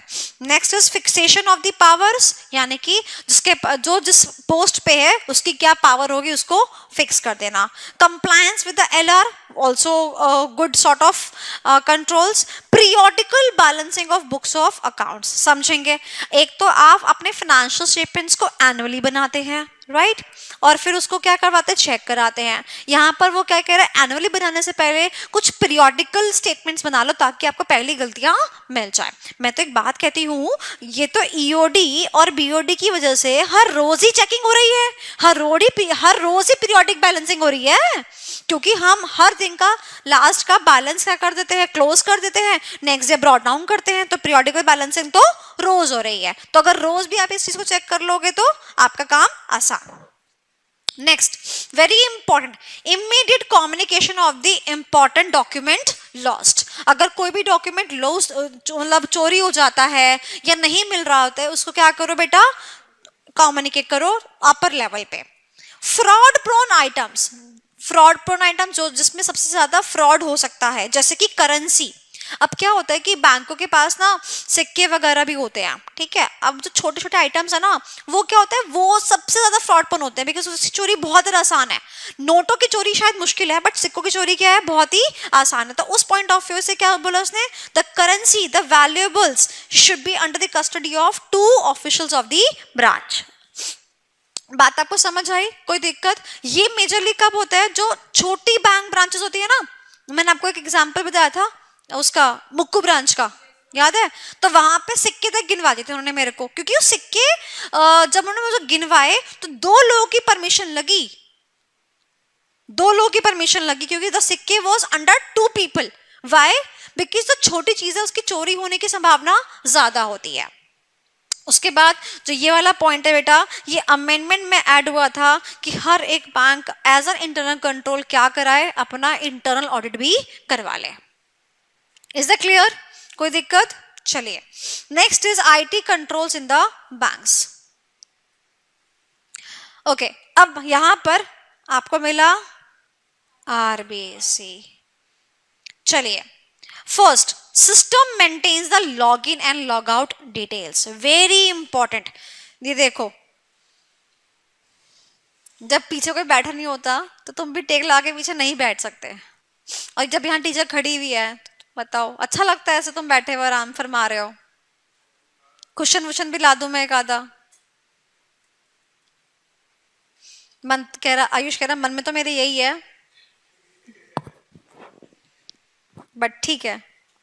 मुझे तो बहुत लगता है सीरियसली, खड़े होके पढ़ाना मतलब पैरों में बहुत दर्द होता है, लिटरली बोल रही हूँ। लाइक हमें तो, मुझे तो हर एक हफ्ते में मुझे तो मेरे पैरों में तो सूजन आ जाती है, मुझे तो अपना काम करना पड़ता है, बहुत मसाज वगैरह पूरी करवानी पड़ती है। खड़े होके पढ़ाना बहुत ज़्यादा भारी पड़ता है भाई, और बैठ के पढ़ाओ तो वो फील भी नहीं आता, क्योंकि आप अपने बॉडी को एक्सप्रेस ही नहीं कर पाते। तो खड़े, और हर क्लास में हर जगह खड़े होते हैं नॉर्मली हम, बस जो ऑनलाइन क्लास चलती है मेरी उसमें आप बैठ के पढ़ाते हो, पर उसमें भी पहले प्रोविजन खड़े होने का ही था, स्मार्ट बोर्ड था ना, तो उस प्रोविजन था, वो प्रोविजन अभी खत्म कर दिया है, तो अभी अपन राइटिंग करके पढ़ाते हैं, तो बैठ के पढ़ा सकते हैं। हर जगह खड़े होके पढ़ाना हालत खराब हो जाती है। तो एक तो पढ़ाओ, फिर बस से खड़े भी रहो, और फिर उसके बाद उसके ऊपर से बच्चे बैठे हुए हैं, और मन में होता है कि सामने वाला बैठा हुआ है आराम फरमा रहा है, और उसके बाद हम देखो हम खड़े हुए हैं क्या। हाँ, और एक बच्चा टेक लगा रहा है, बताओ इतनी हद है। ऐसी एक बार एक ऑनलाइन सेशन था, मैंने एक डाउट सेशन रखा था जूम वाला, तो बच्चा जूम के सेशन में वो वीडियो ऑन था उसका, और वो बच्चा भाई कतई उसका डाउट पूछने का नंबर नहीं आ रहा था, तो बस वो अब ऐसे हुआ, फिर ऐसे हुआ, फिर ऐसे हुआ, और मतलब वो कतई पूरा काउच पे ऐसा लेट रहा था ना, मतलब मैंने सबसे पहले उसका डाउट लिया, मैं तू पहले अपना डाउट तू ही ले ले, जो तेरे को पूछना है पहले तू ही पूछ ले, पता नहीं मुझे तो कब नीचे लग के शुरू हो जाएगा। चलो, तो system should maintain the log in and the log out details. देखो बैंक के पॉइंट ऑफ व्यू से ना दिस इज वेरी इंपॉर्टेंट। जैसे मैं आपको बताती हूँ, सच बता रही हूँ, जब आप कोई सिस्टम पे काम करते हैं ना, आपके सिस्टम का ना एक आईपी एड्रेस होता है, ठीक है, जिसको कि ट्रेस करके बहुत कुछ चीजें सामने आ जाती हैं। तो अगर मान लो जो जिस सिस्टम पे एम्प्लॉय बैठा हुआ है, काम वाम कर रहा है, उसका आईपी एड्रेस तो है ही, और साथ ही में जिसने जिसने लॉगिंग करा है उसका एम्प्लॉय आईडी लगा होगा, तो वहां पे पता चलेगा कि कौन सा एम्प्लॉय बैठा हुआ था। समझो कि इंसान के पॉइंट ऑफ व्यू से, ना मशीन के पॉइंट ऑफ व्यू से समझो। उसके बाद में अगर वो सॉफ्टवेयर कितने बजे लॉग इन हुआ और कितने बजे लॉग आउट हुआ, इसकी जानकारी भी मिल जाए, तो आप बहुत कुछ निकाल सकते हो। मेट्रो के अंदर तो ये बहुत ज्यादा यूज हो रहा है। आपने कितने बजे चेक इन किया मेट्रो कार्ड से, और कितने बजे आपने चेकआउट किया, और अगर आपने इवन सेम जगह से चेक इन चेकआउट किया तो आपको पेनाल्टी भी देनी पड़ जाती है कई बारी, राइट? नहीं, ऐसा नहीं पता? बड़े लोग हो तुम तो मेट्रो में कहाँ बैठते होंगे। एक बारी में गई थी सीपी, ठीक है, तो मीटिंग करनी थी सीपी के अंदर ही, ठीक है, तो उसने बोला कि हम सीपी जाके घूम, मैंने कहा भैया मेरे बस की नहीं है, सीपी बहुत बड़ा है, मेरे पैरों में दर्द हो जाएगा, मेरे को नहीं घूमना। तो मैंने एक आइडिया लिया, एक काम करते सीपी के मेट्रो स्टेशन पे ही मिल जाता है। तो उसने बोला मेट्रो स्टेशन पे कुछ है, मैंने कहा सीसीडी है, सीसीडी पे बैठ लेंगे अपन। तो उसने कहा चलो ठीक है। तो मैं मेट्रो से ही आ गई फिर, और सीसीडी में गई, और भाई बैठ लिए, ठीक है, और बात बात करी, और टाइम कॉफी वॉफी पी, और वही वापस जहां से आए वहां से वापस। अब यहाँ पर यहीं पे चेकिंग किया था, हम तो मेट्रो स्टेशन के अंदर थे, उसके बाद यहाँ पे गई, अब सेम उसमें ही चेकआउट कर रहे हो, तो बताओ क्या होगा। हाँ, इतने इंटेलिजेंट होते ना मेट्रो वाले, बहुत बढ़िया। तो तो बंदा पता है क्या करता, बंदा पता है क्या करता, कहीं भी जाने के लिए ना चेक इन करता, वहां पे चेकआउट नहीं करता, नीचे से निकल जाता ऐसा करके, कुछ ना कुछ जुगाड़ करके। हाँ, तो फिर उसके बाद मैंने कहा भैया मेरा कार्ड नहीं चल रहा, कहते मैडम आपने इसी से चेक इन किया होगा। मैंने कहा हाँ। अच्छा आपको 4 घंटे हो गए? मैंने कहा हाँ 4 घंटे भी हो गए। अच्छा एक तो आपने मेट्रो के प्रेमाइसिस में 4 घंटे तक रहे। ओ फाइन फाइन फाइन। दूसरा, हाँ 4 घंटे तक आप रहे ना। ये तो मुझे याद नहीं है यार, इतना तो मुझे याद नहीं है। और फिर उसके बाद में अब आप यहाँ पर चेकआउट कर रहे हो, तो फिर वो वाला फाइन कुछ दिया मैंने। फिर मैंने कहा चलो ठीक है, तो log in log out details जो है वो मेंटेन करके चलते हैं। वैसे भी कौन सा मुझे कोई इंटरेस्ट था, क्या ही, सीसीडी की कॉफी तो पीनी थी। चलो आ जाओ। नाउ जो नेक्स्ट पॉइंट है वो काफी इंटरेस्टिंग है। If the transaction is in inoperative account then the processing should be done only by the supervisor password. आपको याद होगा डीमोनेटाइजेशन के टाइम पर ना बहुत सारे ऐसे अकाउंट है जिनमें 1 रुपए भी जमा नहीं हुआ करता था, बट फिर क्या हुआ था, डीमोनेटाइजेशन की अनाउंसमेट हुई, और ऐसे अकाउंट्स जो कभी काम में भी नहीं आते थे ना, उन अकाउंट्स से भी पैसे जमा होने शुरू हो गए थे, जो अकाउंट्स कभी भी काम में नहीं आते थे, यानी कि इनएक्टिव, यानी कि इनएक्टिव यानी कि इनऑपरेटिव, जो bank accounts dead bank accounts थे। You understand what are dead bank accounts? So guys पता है क्या होता है, बैंक क्या करता है ना, बैंकों को भी बहुत चीजें समझ में आती है, उनकी बहुत सारी इंटरनल पॉलिसीज होती हैं। अब जैसे मान लो मैंने एक बैंक पे अपना अकाउंट खोला, एग्जाम्पल मैंने खोला था बहुत पहले, विजया बैंक करके एक बैंक हुआ करता था, सो वहां पे मैंने अकाउंट खोला था, ठीक है। तो फिर जैसे मैंने अकाउंट वगैरह खोला, उसके बाद मैंने को लगा कि यार क्या बेकार सा बैंक है, क्या सर्विस है, मैंने दूसरे बैंक में अपना अकाउंट खोल लिया, कुछ पैसे उस अकाउंट में पड़े थे, मैंने कहा पड़े रहने दो कोई बात नहीं, इंटरेस्ट मिलता रहेगा। धीरे धीरे करके भाई, मतलब मैं अगले साल गई उस बैंक के अंदर, उन्होंने मेरे को 95 मना कर दिया। मैं कहा अरे मैं इसी बैंक के कस्टमर हूँ। कहते मैम हमने आपका अकाउंट तो इनऑपरेटिव में डाल दिया, उनके यहाँ बोलते हैं डेड अकाउंट। मैं कतई इंसान थोड़ा डेड हो गया। कहते नहीं, जिस भी बैंक अकाउंट में कोई ट्रांजैक्शन नहीं होती, उन्होंने मुझे टाइम पीरियड बता दिया 3 महीने था या 6 महीने था, कि कुछ नहीं होगा तो हम उसे डेड अकाउंट, या 3 साल था, तो उन्होंने क्या किया डेड अकाउंट में डाल दिया। अब ये कहानी मैंने तुम्हें थोड़ी सी ट्विस्ट के साथ बताई है, ऐसा नहीं था कि उन्होंने 95 से मना कर दिया, मैं तुम्हें बता रही हूँ कि जब किसी बैंक में कोई ट्रांजैक्शन नहीं होती फॉर सर्टेन टाइम पीरियड, तो बैंक क्या करता है उसको इन ऑपरेटिव में डाल देता है। एंड जैसे कोई बैंक इन ऑपरेटिव में डालता है, तुरंत मान लो मेरी लॉटरी लग जाए और उसके अंदर 8 लाख रुपए आ जाए, तो बैंक के कान खड़े हो जाएंगे कि अरे ये तो इन ऑपरेटिव अकाउंट था। तो अगर उसकी ट्रांजैक्शन करनी होगी ना, तो उसमें क्या होगा, ओनली सुपरवाइजर का पासवर्ड लगेगा। यूजुअली कब किया जाता है ये भी आपको आपके साथ डिस्कस करती हूँ, आप छोटे बच्चे तो नहीं हो, बड़े हो चुके हो, समझदार हो चुके हो। यूजुअली क्या होता है ना कि पेरेंट्स क्या करते हैं ना, हमारे इंडियन पेरेंट्स छुपा छुपा के पैसे बैंक्स में रखते हैं, बच्चों को नहीं पता होता कि क्या है क्या नहीं है। जब पेरेंट्स नहीं रहते हैं तो फिर यही बच्चे क्या करते हैं, अपने मम्मी पापा के बैंक अकाउंट्स फिर बैंक में जाते हैं सेटल करने के लिए, और उस पॉइंट ऑफ टाइम पे काफी टाइम तक तो उनको जब तक पता नहीं होता कि पापा ने उस फलाना बैंक में या मम्मी ने उस फलाना बैंक में अकाउंट खोल के पैसे जमा किए थे, जब उन्हें पता चलता है तब तक वो अकाउंट ना इनऑपरेटिव हो जाता है, ठीक है। और फिर उसके बाद एक दिन जब उन्हें पता चलता है, फिर वो जाते हैं उस बैंक के अंदर और बोलते हैं कि भैया मेरे पापा में के पैसे थे, एक काम करो इसको ट्रांसफर करके मेरे अकाउंट में डाल दो। ये बहुत देखा गया है। या फिर असली में मम्मी पापा जिंदा होते हैं बट उन्हें मालूम पड़ता है कि ऐसा कुछ है, तो वो ऑन पेपर्स मार देते हैं अपने मम्मी पापा को और सारा पैसा अपने अकाउंट में डलवा लेते हैं। ये बच्चों का ये चीजें आजकल बच्चे करते आ रहे हैं for the sake of money. I have seen कि लोग ऐसा करते हैं। Pity on the people. चलिए नेक्स्ट, इसीलिए उसने क्या बोला, there has to be the supervisor. Supervisor basically कौन होता है यहाँ पर, बैंक का मैनेजर होता है। कौन होता है, बैंक का मैनेजर होता है। बैंक का जो मैनेजर होता है ना, वही अप्रूवल करता है कि ये पैसा ट्रांजैक्शन उसमें से होगी या नहीं होगी। देखो पैसा चाहे आ रहा है चाहे पैसा जा रहा है, अगर पैसा आ रहा है तो फिर भी कम कंट्रोल्स होंगे, पर पैसा जा रहा होगा ज्यादा कंट्रोल्स लगेंगे। Next, amount withdrawn is with in the drawing limit. तो क्या होना चाहिए आईटी कंट्रोल्स में, जो विड्रॉ हो रहा है that is with in the withdrawing limit. Example बताओ, अगर आयुष तुम्हारे बैंक अकाउंट में 10 लाख रुपए हैं, तुम कितना कितना पैसा निकाल सकते हो? सेविंग बैंक में 10,000 रुपए तुम्हें मान लो मेंटेन करने हैं, या एचडीएफसी वगैरह में 25,000 रुपए भी है, तो 25,000 रुपए छोड़कर बाकी सब क्या कर सकते हो? तुम निकाल सकते हो ना, मिनिमम बैलेंस छोड़ के बाकी सब क्या कर सकते हो?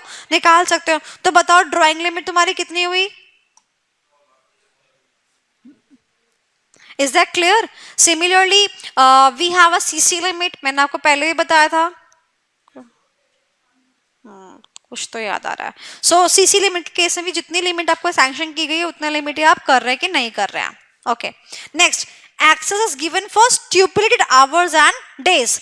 अब बैंक 5 बजे बंद हो रहा है तो 5 बजे आपका सॉफ्टवेयर भी बंद हो जाना चाहिए। बैंक अगर शनिवार इतवार बंद रहता है तो शनिवार इतवार को सॉफ्टवेयर खुलना नहीं चाहिए। इसीलिए आज की डेट में सबसे खतरनाक जो नौकरी है ना वो बैंक की है। आज से इवन 10 साल पहले तक सबसे आरामदायक नौकरी होती थी बैंक की, सबसे आरामदायक। आज के टाइम पे ना मतलब कोई मुझे बोले कि बैंक की नौकरी कर ले, मतलब मैं ये बोलूंगी तू मुझसे ले ले पैसे, मुझे नहीं करनी नौकरी। बैंक की नौकरी इस टाइम इतनी ज्यादा प्रॉब्लमेटिक है। क्यों? आपकी log in log out details maintain होती है, एम्प्लॉय आईडी जाएगा, हर चीज के लिए सुपरवाइजर मैनेजर से बात करके करो। अगर आपने आपकी रेक्टिफिकेशन हो गई 50,000 का 5 लाख हो गया, कुछ हो गया, वही बहुत फजीते हैं। उसके बाद में आपके टाइम्स, मान लो आप कोई नॉर्मल कंपनी में काम करते हो तो वहां पर आपने आज काम नहीं किया, कल कर देना ये वाला काम। बट बैंकों में क्या, आज का काम आज ही करना पड़ेगा, बिकॉज पैसे की बात है, हर दिन का इंटरेस्ट होता है बैंक में, तो बहुत लफड़ा है भाई बैंक में। तो नेक्स्ट इज आरबीआई, इसे समझाने की जरूरत नहीं है।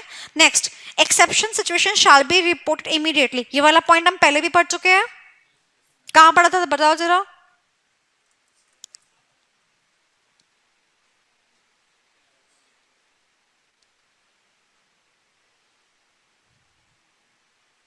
इंसिडेंट हैंडलिंग प्रोसीजर्स और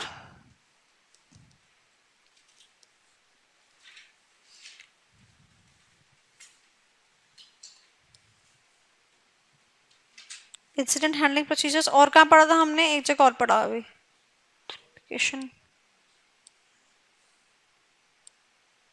एक जगह और पढ़ा था हमने, exception situation to be reported, EOD BOD, EOD BOD में पढ़ा था। एंड एक पॉइंट हमने पढ़ा था कम्युनिकेशन वाला। Next, user time out is prescribed. वो कह रहे हैं कि आपके सीबीएस सॉफ्टवेयर के अंदर ऑटोमेटिक टाइम आउट हो जाए, इसका प्रिस्क्रिप्शन भी होना चाहिए। कि मान लो आपका जो यूजर है वो मैक्सिमम 2 आवर्स तक कॉन्टिन्यूसली लगन ले सकता है, उसके बाद उसको लॉग आउट करना ही पड़ेगा। Once the EOD is over, EOD आने की एंड ऑफ द डे हो गया, ledgers can be open without the supervisor level password. Is that clear? सारे पॉइंट्स क्लियर हो गए, इंटरनल कंट्रोल्स भी क्लियर हो गया, आईटी कंट्रोल्स भी क्लियर हो गए। पॉइंट्स ज्यादा डिफिकल्ट नहीं है, बट इस बात को समझना कि इंटरनल कंट्रोल्स के पॉइंट्स लिखने हैं या आईटी कंट्रोल्स के, वो ज्यादा इंपॉर्टेंट था। तो अभी तक हमने क्या पढ़ा? अभी तक हमने पढ़ा risk associated with CBS. 5 risk होते हैं। पहला operational risk, credit risk, market risk, strategic risk and IT risk. Separate question IT risk से आ सकता है। और ऑपरेशंस के कितने parts? 5। Transaction clip, transaction processing risk, compliance risk, legal risk, I से इंफॉर्मेशन सिक्योरिटी रिस्क, और पी से पीपल रिस्क। और आईटी रिस्क तो हमने सिर्फ एक याद रखना है, ओनरशिप ऑफ डेटा। उसके बाद जो पॉइंट्स लिखना आप ओन लैंग्वेज में लिख सकते हो। उसके बाद में हमने पढ़ा इंफॉर्मेशन सिक्योरिटी। इंफॉर्मेशन सिक्योरिटी के 2 क्वेश्चन पढ़े, काम, सब process, inclusion.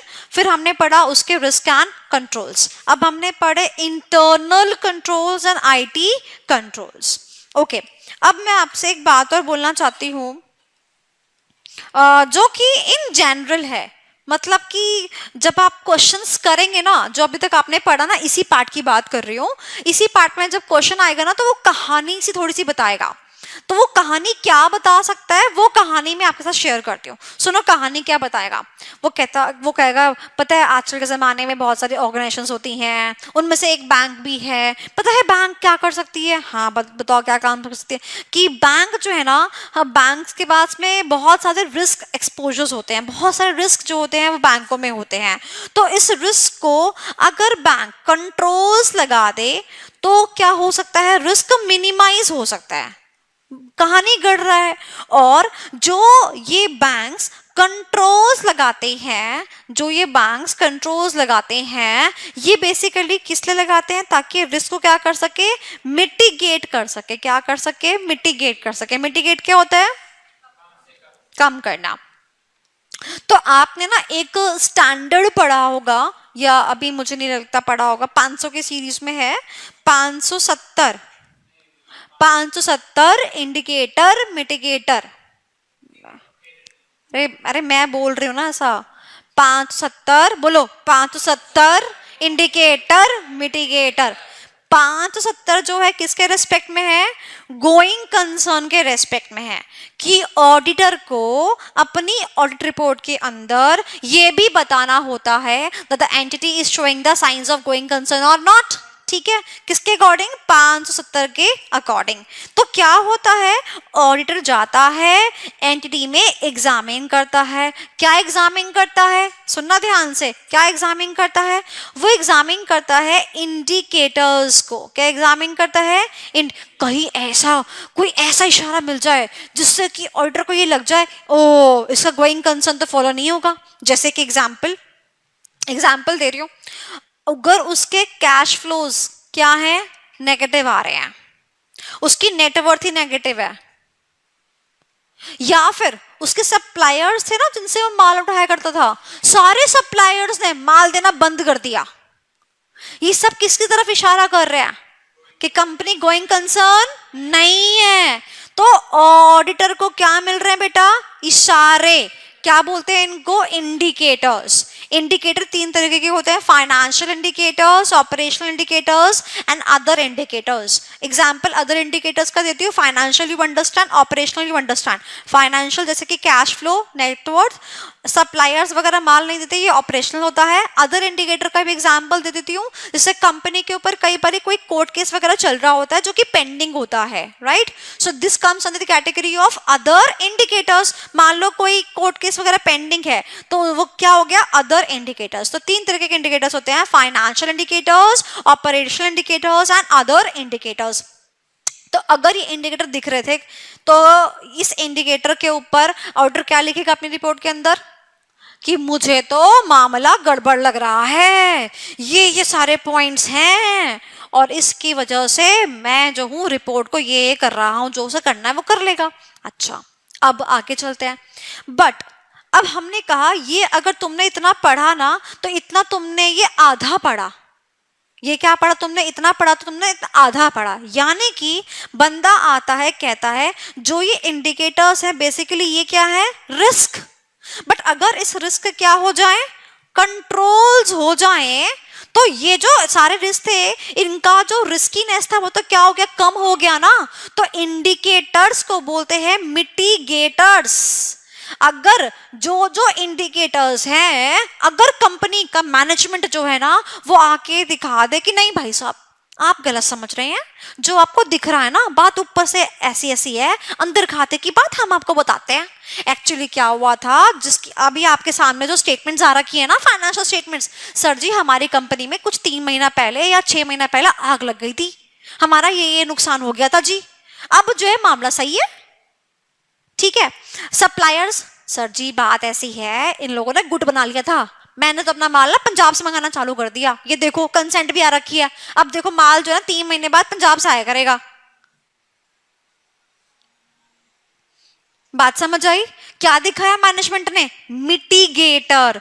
So if there is an indicator but there is a mitigator towards that particular indicator, then the riskiness gets minimised. हमने कहा हमारी नेटवर्क तो बहुत कमजोर है। आप क्वेश्चन पढ़ेंगे 570 में क्या बोल रहेगा, वो कहेगा नेटवर्क तो बड़ी कमजोर है, ये है ये है ये है।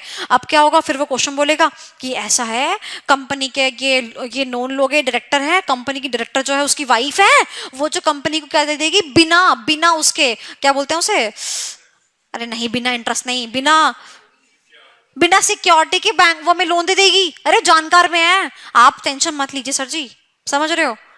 फिर वो आपको ये सब केस पूछेगा 570 के अंदर। तो मैंने क्या समझाया आपको, बेसिकली मैंने आपको दो चीजों को रिलेट कराया। क्या, indicator is equal to risk and mitigator is equal to control. अगर इंडिकेटर है और उससे कंट्रोल्स भी लगा दिए गए तो रिस्क क्या हो जाता है, धीरे धीरे करके नलिफाई होना शुरू हो जाता है।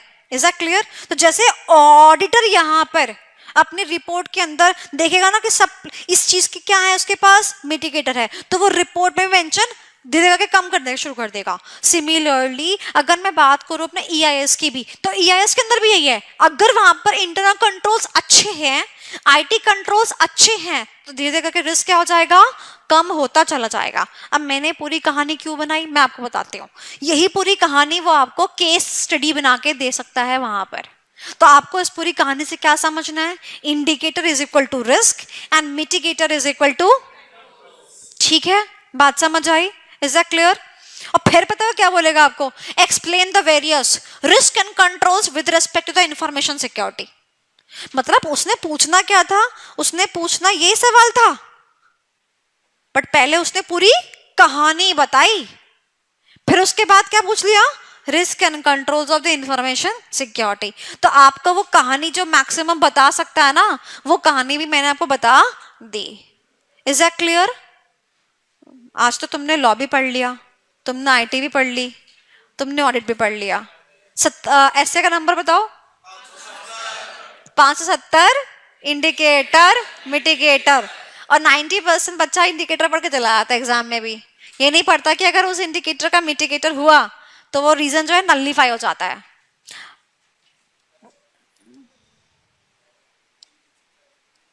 चलो, तो यहाँ पे मैं आपको बता देती हूँ, अपना इस वाले चार्ट के अंदर सिर्फ एक टॉपिक रह गया, एप्लीकेशन सॉफ्टवेयर। बाकी सब क्या हो गया, हमारा खत्म हो गया। अब तुम्हारा पढ़ने का मन नहीं है ना, बिल्कुल नहीं है ना, तुम्हारे थोपड़े से दिख रहा है।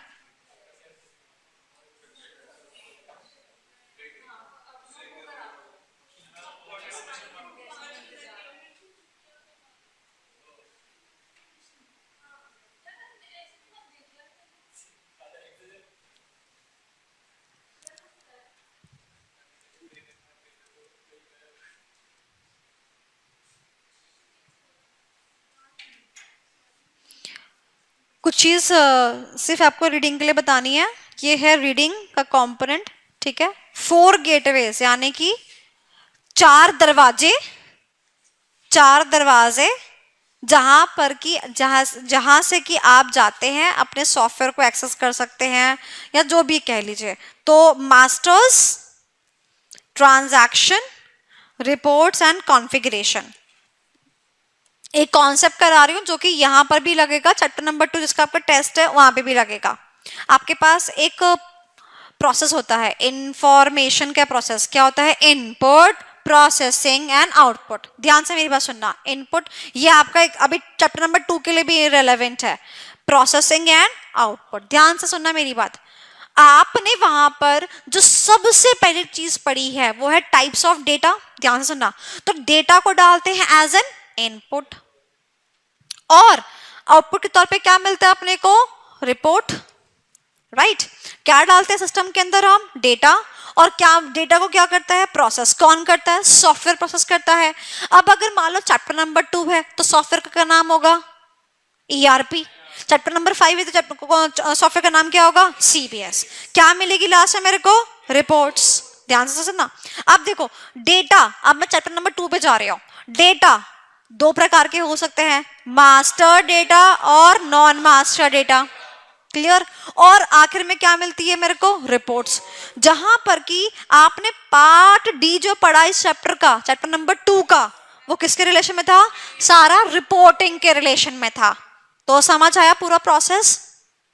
तो यहां पर मैं आपको ये बताना चाहती हूं कि 3 कॉन्सेप्ट्स जो आपने वहां पढ़े वही चीज यहां पर वाके क्या बोल रहा है कि यहां पर भी सेम प्रोसेस है, इनपुट प्रोसेसिंग और आउटपुट। इनपुट यानी कि master data, non master data को सेकंड नेम क्या होता है जल्दी बताएंगे, transaction data and the reports. वो कहता है यहां पर भी तीन ही चीज होती है, मास्टर नॉन मास्टर यानी कि ट्रांजैक्शन, लास्ट में रिपोर्ट्स बनती हैं। और जो ये प्रोसेसिंग है ये कौन करता है, सॉफ्टवेयर। तो आपने चैप्टर नंबर 2 में भी कितनी बारी पढ़ा कि भाई ऐसा है अगर आपके पास ज्यादा फंक्शनैलिटीज हैं, ज्यादा मॉड्यूल्स हैं, ज्यादा डिपार्टमेंट्स हैं, तो सिर्फ वो डिपार्टमेंट्स जो कि काम के हैं वो रखो और बाकी सबको निकाल दो। कब कब कब निकाल दो, at the time of configuration या फिर इंस्टॉलेशन ऑफ द सॉफ्टवेयर। तो यानी कि अपने का एक पार्ट और हो गया, कौन सा, सॉफ्टवेयर का इंस्टॉलेशन। तो चार कौन कौन सी चीजें हैं which is there in this process. First is the master data, transaction data, installation of the software and last is reports. मेरा मास्टर डेटा किसी के हाथ में नहीं पड़ना चाहिए, ऑल्टर नहीं होना चाहिए, इसको सिक्योर रखना चाहिए। मेरा नॉन मास्टर डेटा भी ऐसे होना चाहिए। सिस्टम का जो सॉफ्टवेयर है वो ढंग से इंस्टॉल होना चाहिए, जो चीज़ें काम की हैं सिर्फ उसे इंस्टॉल करना चाहिए, जिस सिस्टम पे वो इंस्टॉल होना चाहिए उस सिस्टम पे उसे इंस्टॉल करो। ये सब बातें इसमें लिखी होंगी। रिपोर्ट्स, हर एक के हाथ में रिपोर्ट नहीं आनी चाहिए, एक्सेट्रा एक्सेट्रा। क्या आप समझ रहे सारी बातें। तो जो आपने चैप्टर नंबर 2 में पढ़ी वही रिपीटेटिव फॉर्म में एज द 4 गेटवेज यहां पर आपको देखने को मिलती है। तो आपने इस 4 गेटवेज की हेडिंग अगर कर ली तो बाकी आप इसको अपनी ओन लैंग्वेज में लिख सकते हो।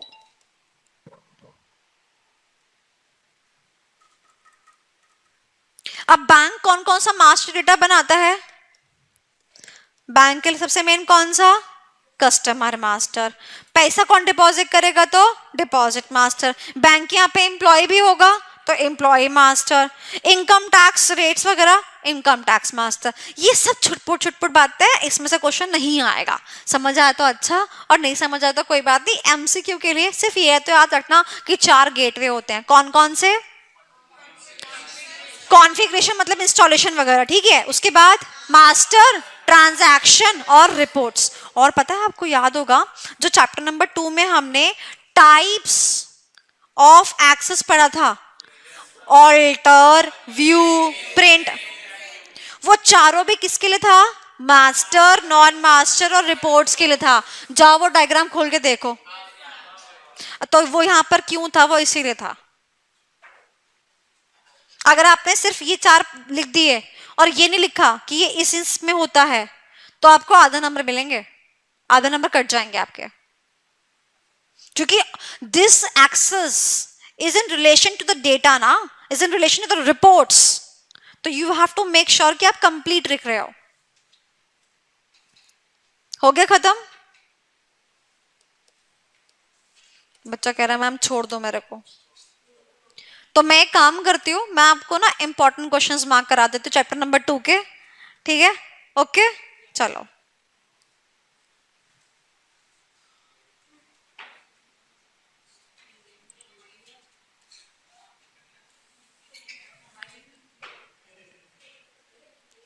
करे, मार्क करे चैप्टर नंबर 2।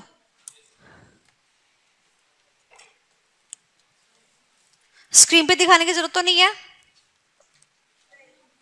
मैं बोलती रहूंगी तुम करते रहना।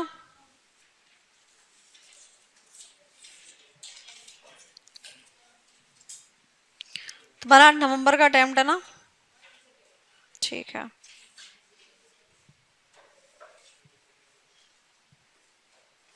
सबसे पहला सवाल जो टाइप्स ऑफ डेटा है इंपॉर्टेंट मार्क कर लो उसको, 5 नंबर के लिए एग्जैक्टली, वेरी वेरी इंपॉर्टेंट।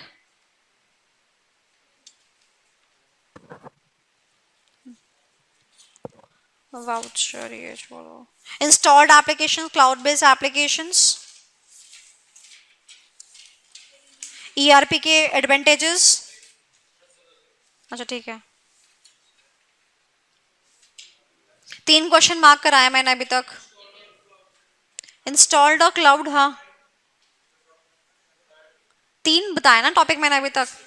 पहला मैंने आपको बताया टाइप्स ऑफ डेटा, उसके बाद मैंने आपको बताया क्लाउड एंड इंस्टॉल्ड के बीच का डिफरेंस, उसके बाद मैंने आपको बताया ईआरपी के एडवांटेजेस या बेनिफिट जो कहना है वो कह लो, उसके बाद risk associated and control, PPT, implementation, post implementation जो है, इसमें से कोई सा भी आ जाएगा। आरबीएससी के बच्चे कर लेना, आरबीएससी के बच्चे तो आरबीएससी का टॉपिक कर लोगे। उसके बाद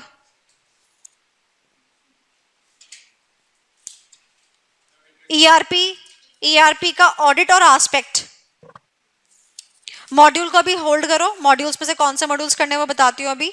पार्ट डी पे चलते हैं सीधा।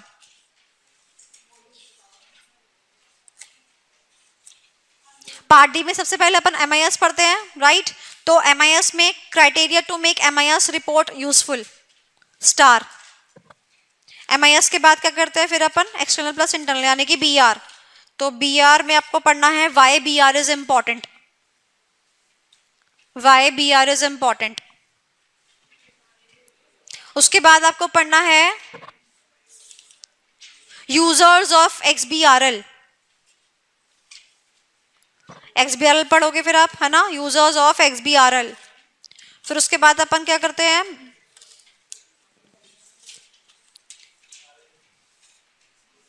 डीए के एडवांस टाइप्स, डीए के दो टाइप्स है ना एडवांस लेवल वाले, data mining, predictive analysis and machine learning, वो कर लीजिएगा।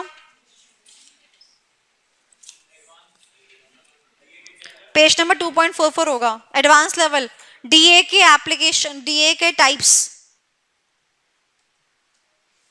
ईडीएस ईडीए नहीं बोला मैंने, एडवांस लेवल वाला बोला, data mining, predictive analysis and machine learning. तो इसके बाद बीआई, बीआई में से कोई क्वेश्चन है नहीं, पार्ट डी खत्म हो गया अपना। मॉड्यूल पे आ जाओ। फाइनेंशियल मॉड्यूल पिछले अटेम्प्ट में आ गए थे तो वो करना नहीं है आपको,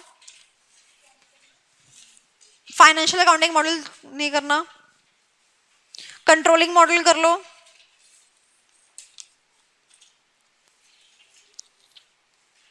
पीपी मॉड्यूल कर लो। नहीं बेटा,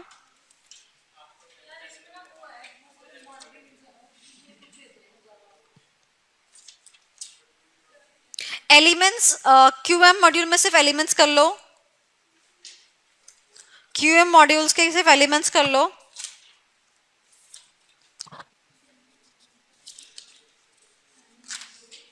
बेनिफिट्स ऑफ सीआरएम बस।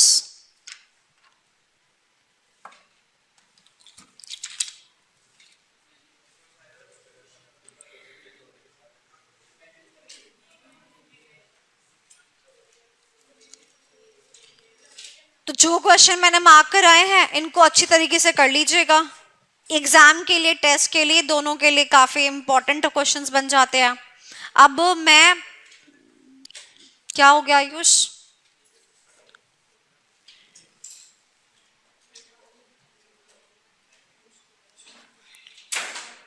अरे भैया छुट्टी नहीं हुई है, मैं कुछ बता रही हूँ आपके बेनिफिट के लिए। Okay, so the very first thing कि how you have to attempt the test. सबसे पहले मैंने एक टेस्ट के अंदर रीडिंग टाइम भी देके रखा हुआ है आपको, तो मेक श्योर, अरे सुन तो लो,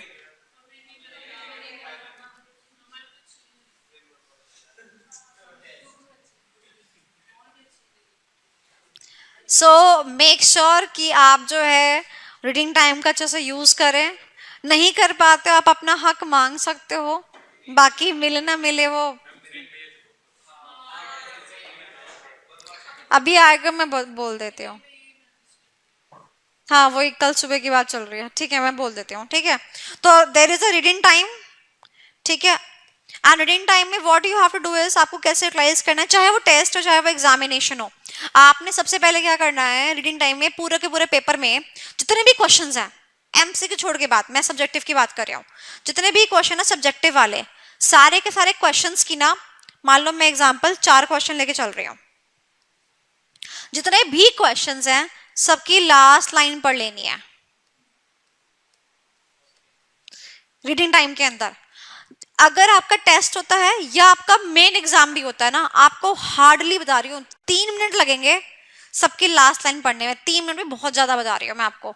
और अगर मान लो आपका मेन एग्जामिनेशन है तो आपको डबल टाइम आप लगा लो, 6 से 7 मिनट लगेंगे आपको, सबकी सिर्फ लास्ट लाइन पढ़नी है, ठीक है। और जैसे ही आप लास्ट लाइन पढ़ेंगे तो आपने क्या करना है, वहां पर ये मार्क कर देना है, कल के टेस्ट के लिए तो नहीं एप्लीकेबल है बट एग्जाम के लिए चैप्टर का नंबर, ठीक है। चलो लास्ट लाइन पढ़ ली। अब उसमें से क्या करना है आपको, जब आपने ये आपने ऊपर ऊपर से पेपर पढ़ा है, अब आपने डिटरमाइन करना है कि इनमें से ऐसा कौन सा क्वेश्चन है जो आपको बहुत अच्छी तरीके से आता है। तो आपने डिटरमाइन किया कि भाई मेरे को क्वेश्चन नंबर 1 आता है और क्वेश्चन नंबर 3 आता है, ठीक है। तो आपको सीरीज मेंटेन करने की कोई जरूरत नहीं है, आप अलग से क्वेश्चन नंबर 1 और क्वेश्चन नंबर 3 कर सकते हैं।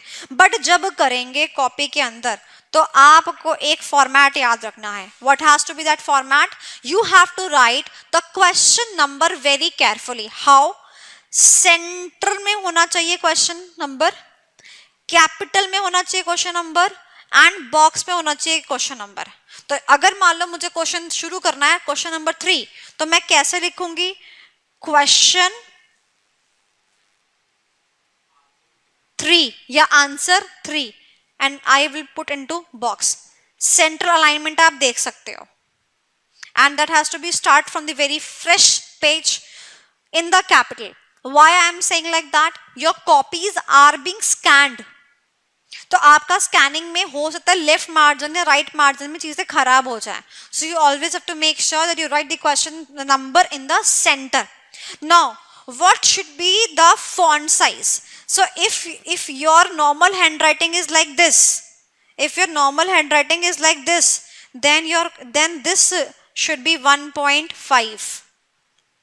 अगर आपकी नॉर्मल हैंडराइटिंग ये है तो आप जब क्वेश्चन नंबर मेंशन करेंगे तो आप ऐसे मेंशन करेंगे,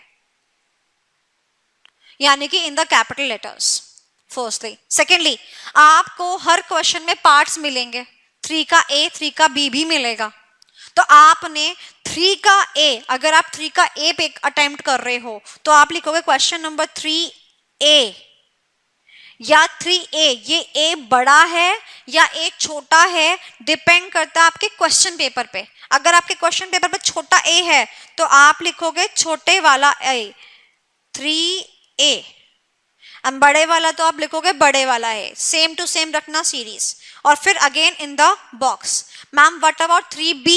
3B has to be treated as a separate question, so fresh page fresh marking. ये नहीं कि आपने क्वेश्चन नंबर 3 लिख दिया बड़ा बड़ा और उसके बाद जो है आप क्या कर रहे हो, यहां से ही हटा देती हूँ मैं, ये हटा दे दिया मैंने, क्वेश्चन नंबर 3 लिखा, फिर आपने यहाँ पे लिखा इतू सा क्वेश्चन नंबर 3 का ए शुरू कर दिया। नहीं, 3A भी बॉक्स में रहेगा और 3A भी बॉक्स में रहेगा, 3B भी बॉक्स में रहेगा, 3C भी बॉक्स में रहेगा, and you will have to attempt all parts of one question together, 3 का A 3 का B 3 का C in a series A B C। Let's suppose 3 के 3 parts A B C आपने अटेम्प्ट किया, 3 का भी आपको आता नहीं है या ढंग से नहीं आता, तो आपको ये तो पता है कि आपने क्वेश्चन करना है, कुछ ना कुछ तो आप लिखोगे, बट क्या पता ये भी हो सकता है आपको लास्ट में याद आ जाए, तो आप उसके लिए पेज छोड़ोगे। अभी कितने पेज छोड़ोगे वो भी मैं आपको बता रही हूँ, और कितना पेज का आपका लेंथ होना चाहिए वो भी मैं आपको भी बता रही हूँ। सो क्वेश्चन नंबर, फिर क्या करोगे, नेक्स्ट पेज पे जाओगे, क्या लिख दोगे, क्वेश्चन नंबर 3 का C part. Is that clear? बात समझ आ गई? तो वेरी फर्स्ट थिंग मैंने आपको क्या एक्सप्लेन करा है, there has to be the proper question numbering, every question on the fresh page, first thing to be taken into consideration. Okay, now the next thing, just after you are done with mentioning the question number, what you people have to write is the proper heading of the question or of the or answer। Say for an example, हमने आज ही पढ़ा information security के 2 question है, काम, process, सब process और risk और controls. मान लो उसके काम पूछे, सब प्रोसेस पूछे, यही क्वेश्चन एग्जाम में अगर आता है तो कैसे हमें को इसकी हेडिंग बनानी होगी, तो आप वहां लिखोगे various sub processes of information security capital में लिखा and you have to underline this. To every question there has to be a proper heading, यानी कि mandatoryness. Why? आप ध्यान से मेरी बात सुनेंगे. होता क्या है, जब आप अपने क्वेश्चन को, अपनी आंसर शीट को सबमिट कर देते हैं, मैं चेक करके पॉइंट ऑफ व्यू की बात बता रही हूँ, हम इतनी कॉपीज चेक कर चुके होते हैं ना कि अब ना एक वक्त ऐसा आता है कि हम क्वेश्चन पेपर भी रेफर नहीं करते, इतनी नंबर ऑफ कॉपीज चेक हो जाती हैं. लेट सपोज ये क्वेश्चन पेपर है, मैं इसको देखूंगी नहीं, मुझे ना याद हो जाएंगे कि कौन सा क्वेश्चन था, कितना नंबर का था, सब याद हो जाता है एक पॉइंट ऑफ टाइम पे. रिपीटेटिव टास्क है, तो क्या होता है, हम दिमाग में बिठा लेते हैं कि ये चीज ऐसे होगी, और जैसे मान लो बच्चे ने थोड़ा सा भी चेंज किया इन द पैटर्न, तो वहां पर ना वो चीज रिफ्लेक्ट हो जाती है. जैसे कि एग्जांपल मैं आपको बताती हूँ, मान लो मेरे दिमाग में एक पैटर्न सेट था, बट बच्चे ने 3 की जगह 2 पहले कर दिया, और 2 में भी एक ही पार्ट किया, और उसने कोई हेड नहीं लिखी, और 2 और 3 जो पार्ट था ना वो आपस में काफी मिलता जुलता था. एक में ईआरपी के एडवांटेजेस पूछे थे, एक में ईआरपी के फीचर्स पूछे थे. बहुत ही कंफ्यूजिंग था. और क्या हुआ, मैंने सोचा था कि यार यहाँ तो फीचर्स पूछे थे, तो इसने तो एडवांटेजेस लिख दिए. पता है क्या होगा, मैं वो क्वेश्चन काट दूंगी और 0 कर दूंगी, और कहीं पर भी इस बात की सुनवाई नहीं होगी. क्यों नहीं होगी, क्योंकि वेरिफिकेशन तो अलाउड है, पर ये चीज अलाउड नहीं है. बात समझ आई? तो आपने ऐसे चांस नहीं देना ना. अगर आपने प्रॉपर हेडिंग लिखी होती, क्या एडवांटेजेस ऑफ ईआरपी अगर लिखा होता, आपका क्वेश्चन गलत चेक हो ही नहीं सकता था, वो मैनुअल जो एरर थी ना वो भी खत्म हो जाती. बट ये एक तरीके से giving the heading is the substitute of writing the whole question.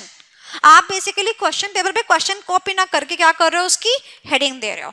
So to every question there has to be the heading in the capital letters underline. तो इसका जो फॉन्ट होगा वो क्या होगा, capital letters and underline. Is that clear? इतनी बात समझ आई? तो अगर मेरे पास में 4 क्वेश्चन है, तो हर क्वेश्चन में मुझे क्या मिलनी चाहिए, हेडिंग मिलनी चाहिए. Is that clear? That too in the capital letters and duly underlined. इतनी बात समझ आई? अब मैं एक क्वेश्चन उठाती हूँ जो मैंने अभी यहाँ पर छोड़ा था, कि यहाँ पर क्या करेंगे जब आपको आंसर नहीं आता होगा, या इस क्वेश्चन को मैं ऐसे भी मॉडिफाई कर रही हूं कि what is the ideal length of the answer, कितना बड़ा या कितना छोटा आपका आंसर होना चाहिए. मैं वैसे आपको बहुत बारी बता चुकी हूं कि अगर मान लो क्वेश्चन ऐसा है प्रोसेस वाला, तो आपको इररिस्पेक्टिव ऑफ द कितने नंबर ऑफ पॉइंट्स आपको प्रोसेस सारा लिखना पड़ेगा. ठीक है, बट अगर मान लो क्वेश्चन आता है फीचर्स का, तो ऑलमोस्ट जितने नंबर का वो क्वेश्चन है, मान लो 5 नंबर का क्वेश्चन, तो 5 फीचर आप मिनिमम दे दो, कोई दिक्कत की बात नहीं है. बट ये तो नहीं पता है ना कि प्रोसेस अगर है, तो वो जो प्रोसेस की कहानी है वो कितने में समेट दूं, वो तो आपकी डिस्क्रिप्शन है ना. मान लो इस प्रोसेस में 7 पॉइंट्स हैं, ठीक है, तो वो 7 पॉइंट्स को कितना एक्सप्लेन करूं मैम, तो I am gonna tell you कि आपका कितना लेंथ रहना चाहिए टेंटेटिवली, मतलब अप्रोक्सीमेटली मैं आपको बता रही हूँ.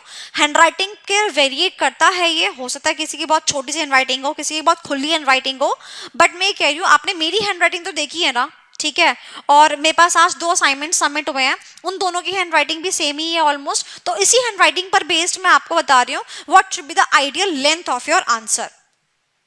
अगर आपका क्वेश्चन 4 नंबर का है, तो आपको 2 शीट्स भरनी चाहिए. 4 नंबर के सवाल के लिए 2 शीट्स, यानी कि अगर ये आपका पेपर है, मान लो ये आपकी शीट है, आपका पेपर थोड़ा साइज बड़ा होगा, तो आपको एक ये भरना है और एक इसके पीछे वाला भरना है. बस 4 नंबर के लिए आपको इतना भरना है. 5 नंबर के लिए हाफ और भरना है, प्लस हाफ. 6 नंबर के लिए हाफ और भरना है.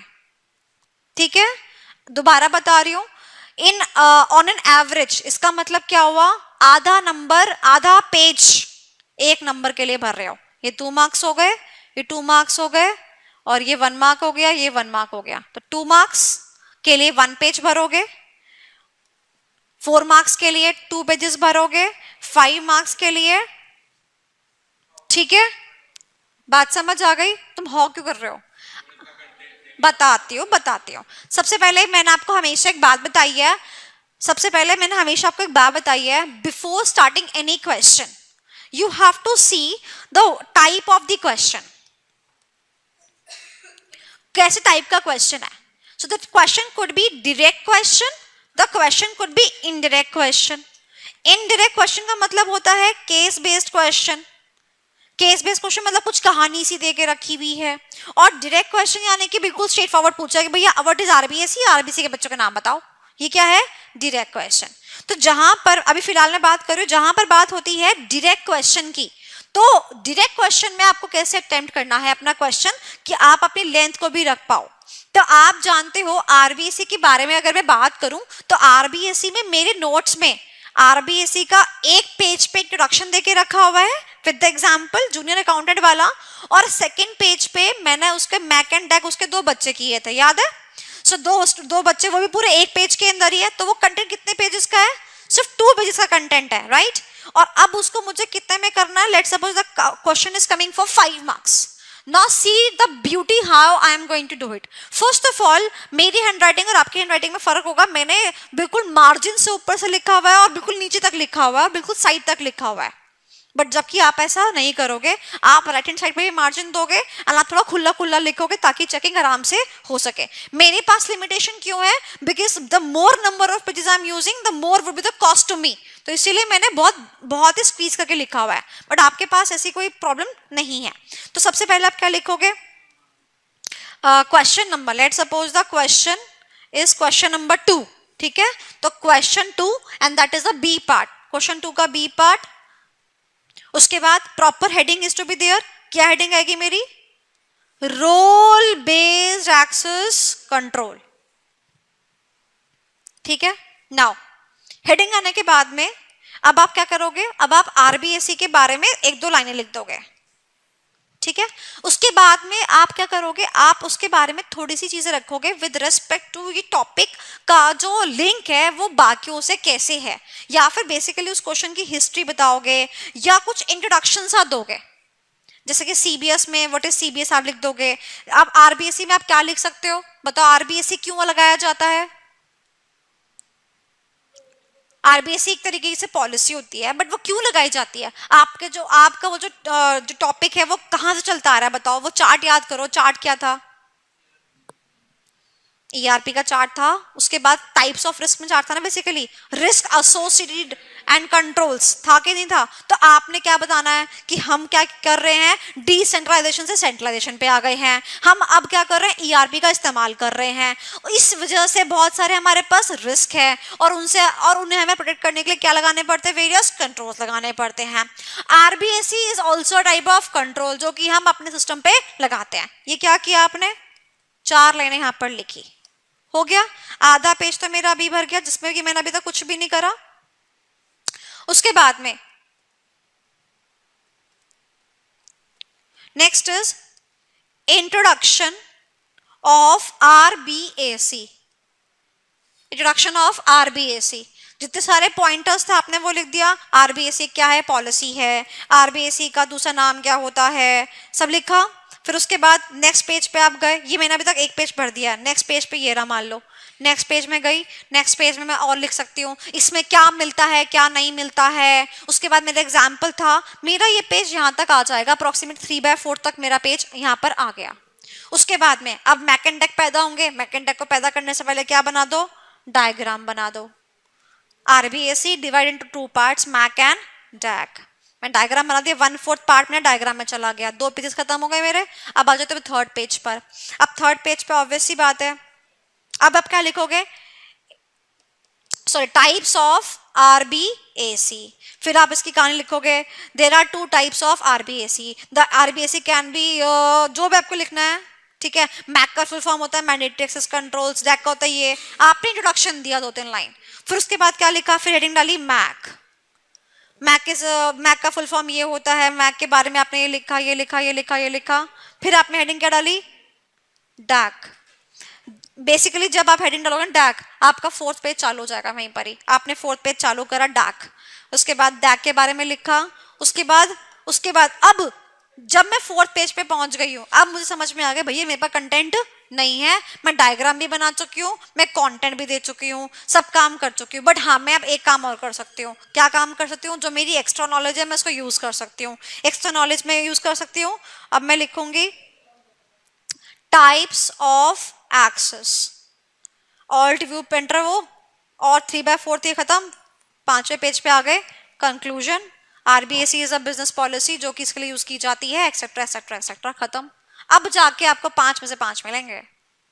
तो this is the whole scenario, जो कि आपने 2 पेज के कंटेंट को 5 पेज में कर दिया। और वैसे अगर जिन्होंने असाइनमेंट्स करे हैं ना, उन्होंने देखो थोड़ा बहुत डिफरेंस देखा होगा, जो मैंने अपने 1 पेज में कर दिया वो आपका 1.5 पेज में आया होगा, जिन्होंने असाइनमेंट्स करे हैं। ठीक है, तो ऐसे ऐसे करके आपको पूरा पूरा करना पड़ेगा। ईआरपी का ऑडिट अगर लिखने के लिए आता है, ऑडिट से चालू कर दो। Audit refers to independent examination, ये in the ERP audit we have to see to it कि हमारे को नॉर्मल ऑडिट के भी प्रोविजंस देखने पड़ते हैं और साथ ही में ईआरपी के रिलेशन में भी देखने पड़ते हैं। जो आपको मैंने क्लास में बातें बताई है ना, सारी बातों को अमालगमेट करके आपको अपने आंसर शीट में लिख के आना है, बट मेक श्योर कि आप अपने टाइम को अबाइड बाय करें। ठीक है, अगर आपको लग रहा है कि मेरा टाइम जो है वो मतलब निकलता जा रहा है, तो उस पॉइंट ऑफ टाइम पे ना आप एस्केप करेंगे। तो एस्केप क्या कर सकते हैं, जैसे कि स्पेस आपने छोड़ दी डायग्राम की, वो बाद में बना दिया। ठीक है, डायग्राम की स्पेस छोड़ दी, आपने बाद में बना दिया। या फिर मान लो आपको लग रहा है कि कुछ भी नहीं हो रहा, आपका आंसर जो है वो 2 पेजेस का या 2.5 पेजेस का नहीं हो रहा, तो जो डायग्राम आप छोटे से स्पेस से बनाते हैं 4 लाइनों में, वो डायग्राम आप 10 लाइनों में बनाओ ना, साफ साफ। ये तरीका होता है कि आपने कैसे उसको एक्सपैंड करना है। मार्जिन लगाओ ना, राइट हैंड साइड पे मार्जिन लगाओ, आपका लेंथ आपका बढ़ जाएगा। राइट हैंड साइड पे मार्जिन लगाओ, this has to be done. और इसी बेसिस पर मैं बोल सकती हूँ कि जो आपने यहाँ पर एक क्वेश्चन छोड़ा था, तो अगर एग्जाम में आपने जो इसके पेजेस छोड़ने थे, तो ये क्वेश्चन ऐसा क्वेश्चन है जो आपको नहीं आता, तो ध्यान रखना ऐसा क्वेश्चन जो आपको नहीं आता, इसका मतलब आप उसका इतना अच्छा आंसर नहीं लिख पाएंगे जितना बाकी सबका लिख रहे हो, तो आप इसका जस्ट 50% स्पेस ही छोड़ें। अगर ये क्वेश्चन 5 नंबर का था और आपको क्वेश्चन नहीं आता है, तो इसको कितने पेजेस देने चाहिए? 2.5 पेजेस, तो अप्रोक्सीमेटली इसके लिए 1.5 पेजेस सफिशिएंट रहेंगे। इसके लिए इतना छोड़ दो बस, यानी कि 2 पेजेस छोड़ो और चलो आगे। आप बना बना के तो लिखोगे आगे कंटेंट, तो 2 पेजेस छोड़ो, but within the question जो आपकी सीरीज फ्रेम है ना, उसको मत तोड़ो, A, B, C टुगेदर करो। हाँ, क्वेश्चन 1, 3, 5 कर सकते हो, 2, 4, 5 ऐसा कुछ कर सकते हो, but within the series it has to be together and within the series. हाँ जी आयुष, आपका डाउट था कुछ? Notes for as it is लिख दो, मैं मार्क्स नहीं काटूंगी। आप एज इट इज लिखोगे तभी तो, अगर आप एज इट इज लिखते हो फिर भी, क्योंकि वो मेरी हैंड राइटिंग है और जो आपकी हैंड राइटिंग है उसमें से भी अगर मैंने कोई चीज 2 पेज में लिखी है, वो चीज आप लिखने जाओगे आपको 3 पेज आराम से हो जाएंगे, मिल जाएंगे। आप एक लिखो तो, मैं ये नहीं कहती वर्ड टू वर्ड, इज एम आर की बात नहीं करती, but the meaning should be same. आप लिखो तो, बट मैं हमेशा कहती हूँ आपके जैसे ही बच्चे होंगे जो वहां अपियर करने आ रहे हैं, सीए के जो स्टूडेंट्स हैं वो पागल तो है नहीं, सबके सब धुरंधर बैठे हुए हैं। आपकी कॉपी बाकी सब में अलग चमकनी चाहिए, तो वो अलग चमकाने के लिए ना आपकी कॉपी जो है ना, वो उसके ये एफर्ट्स हैं, ठीक है ना, अलग चमकाने के लिए। जो एज इट इज वाला कंटेंट है वो तो हर एक बंदा करके आएगा, जो ये चीजें आपको बता रही हूँ ये हर एक बंदा नहीं करेगा, फर्स्ट थिंग। सेकंड थिंग, हाँ सेकेंड थिंग ये कि जो भी आपको मैं बता रही हूँ वो दोनों के पॉइंट ऑफ व्यू से बता रही हूँ, एग्जाम के पॉइंट ऑफ व्यू से भी, टेस्ट के पॉइंट ऑफ व्यू से। एकदम से कोई चीज एग्जाम में इंप्लीमेंट करनी बहुत दिक्कत होती है, बट अगर आप उसको टेस्ट लिखते रहते इंप्लीमेंट करोगे तो वो आपकी प्रैक्टिस में आ जाएगा एंड वो आपको बेटर लगेगा। और अगर मान लो आप एकदम एग्जाम में बोलो हाँ मैं तो कतई प्रेजेंटेशन दूंगा, स्केल भी इस्तेमाल करूंगा, बना लिया आपने खाते सारे स्केल से, कभी नहीं बनते वो खाते स्केल से अगर प्रैक्टिस के दौरान आपने स्केल से खाते ना बनाए हो।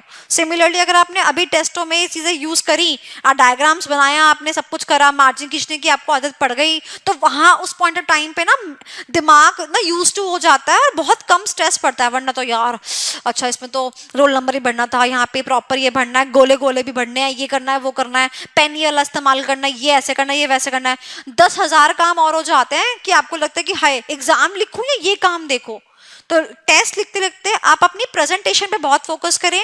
थ्योरी का पेपर जो है ना वो खेल प्रेजेंटेशन का ही है, थ्योरी के पेपर में खेल प्रेजेंटेशन का ही है, वो मैं आपको सच बता रही हूँ। मैंने आई हैव सीन सही सही आंसर्स भी कटे हुए, आई हैव सीन सही सही आंसर्स भी कटे हुए, अगर प्रेजेंटेशन अच्छी नहीं है तो। जब तक आप इतना प्रेजेंटिंग नहीं करोगे कि वो रेडेबल कंडीशन में हो तो कोई उसको रीड नहीं करेगा। आई हैव सीन स्टूडेंट्स मतलब बड़े बड़े पैराग्राफ्स, ये आधी कॉपी पूरे पैराग्राफ लिखे जा रहे हैं। अरे भैया आंखें चिंधी आ जाएंगी मेरी, 3 लाइन से ऊपर ना पैराग्राफ कोई पढ़ता नहीं है। इसीलिए इंटेलिजेंट है वो बच्चा जो इसके बाद ना पॉइंटर्स में लिखता है, लाइनें छोड़ छोड़ के। एक अगर आप पॉइंट लिख रहे हो ना वो 3 लाइन तक में कवर हो जाना चाहिए।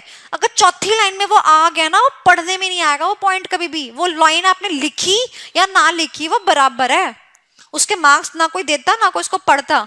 बहुत ज्यादा आई हैव सीन स्टूडेंट्स की कतई बिल्कुल स्पेस नहीं देते चीजों के बीच में, उनकी चीजें पढ़ी नहीं जाती। और जब किसी ने पढ़ी नहीं है तो वो क्या करेगा, वो अंदाज से मार्क्स देगा, और वो अंदाज फिर आपकी क्रेडिबिलिटी के आपके आंसर के क्वेश्चन करता है। आप मुझे बोलोगे मैम मैंने भी सेम लिखा, इसने भी सेम लिखा, इसके मार्क्स ज्यादा है मेरे मार्क्स नहीं है। इसके मार्क्स इसलिए ज्यादा है क्योंकि उसका कंटेंट पढ़ने योग्य था, रेडेबल कंडीशन में था, आपका आंसर रेडेबल कंडीशन में नहीं था।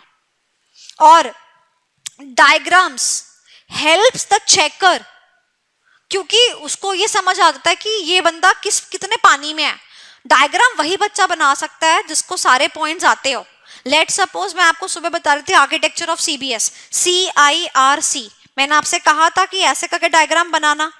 अगर मान लो बच्चे को R वाला पॉइंट याद ही नहीं आ रहा तो वो इस डायग्राम के डब्बे को भी तो खाली छोड़ेगा ना। और जैसे उसने डब्बा खाली छोड़ा उसको मालूम पड़ गया कि इसको ये पॉइंट आता नहीं था, या फिर उसने इस डब्बे के अंदर शाना पट्टी करके 3 ही डब्बे बनाए तब भी मालूम पड़ जाएगा 4 पॉइंट थे लिखे 3 ही है। मतलब ये डायग्राम जो है ना दूध का दूध और पानी का पानी कर देगा। अगर वो वर्ड था रिसोर्स ऑप्टिमाइजेशन, उसने रिसोर्सेज ऑप्टिमाइजेशन की जगह कोई अपना ही वर्ड लगा दिया, रिसोर्स एफिशिएंटली यूज्ड, तो एग्जामिनर को वहीं पता चल गया। यानी कि आधे से ज्यादा पेपर में बच्चा अपनी लैंग्वेज से बना के लिख रहा होगा। जिसने हेडिंग तक अपनी लैंग्वेज से बना के लिख दिया वो अपना बाकी कंटेंट तो अपनी लैंग्वेज में बना के लिख रहा होगा। बस diagrams are the basis for evaluation, इसीलिए डायग्राम्स जो होते हैं वो बहुत इंपॉर्टेंट होते हैं और उन पे ज्यादा फोकस करना चाहिए आप स्टूडेंट्स को तो हमेशा। एंड इनको पेंसिल से बनाना छोड़ के पेन से बनाना चालू कीजिए, क्योंकि जब कॉपी स्कैन होती है ICI के अंदर तो पेंसिल से लिखा हुआ काम स्कैन नहीं होता, पता होगा आपको ये सब, जब तक कि पेंसिल अप्सरा की ना हो। तो अगर अप्सरा है आपके पास तो ही वो स्कैनिंग में जाती है, अगर अप्सरा नहीं है तो वो स्कैनिंग में नहीं जाएगी। जितनी वो पेन पेंसिल होता टिक टिक वाली कोई सी भी स्कैन नहीं हो पाती, नटराज वाली पेंसिल भी स्कैन नहीं हो पाती, वो स्कैनिंग में नहीं आती, अप्सरा वाली आती है बस, और वो भी तब जब वो पॉइंट बिल्कुल शार्प छिली हुई हो। देखो कितना एक्सपीरियंस, आपको इतनी माइन्यूट चीजें बता दी। अब ये तो आपकी बस शुरुआत है, ये आपका फर्स्ट टेस्ट है। उसके बाद और आगे जो टेस्ट होंगे मैं आपको और बहुत सारी बातें बताऊंगी जहां पर कि आप अपनी परफॉर्मेंस को और अच्छे से कर सकते हैं। माइन्यूट माइन्यूट चीजें कि आपकी पेन की ग्रिप कैसी होनी चाहिए, आपका पेन का साइज कैसा होना चाहिए, पेन का निब का साइज कैसा होना चाहिए, बेसिकली बहुत सारी चीजें हैं छोटी छोटी, वो सब आपको बताऊंगे जिससे कि आपकी स्पीड और एनहांस हो जाएगी, आपके मार्क्स और एनहांस हो जाएंगे। बट फॉर दिस टेस्ट अभी के लिए इतना ही, आप याद रखिएगा। मैं मेक श्योर करूंगी कि आपने जितनी सारी चीजें मैंने बताई हैं वो आपने अपनी कॉपी में यूज करी हैं या नहीं करी हैं। एटलीस्ट मैं ये मेक श्योर करूंगी कि आप अगर नहीं करते हो तो मेरे को पता चल जाए कि आप नहीं कर रहे हो। And then afterwards even I'm going to discuss the question paper, the full question paper with you guys, and mark my words, question paper would be from what I have taught in the class. ऐसा एक question नहीं होगा जो बाहर से आ जाए या note से बाहर से आ जाए, नहीं होगा एक भी क्वेश्चन, जस्ट ये कर लेना, दैट्स इट। ठीक है।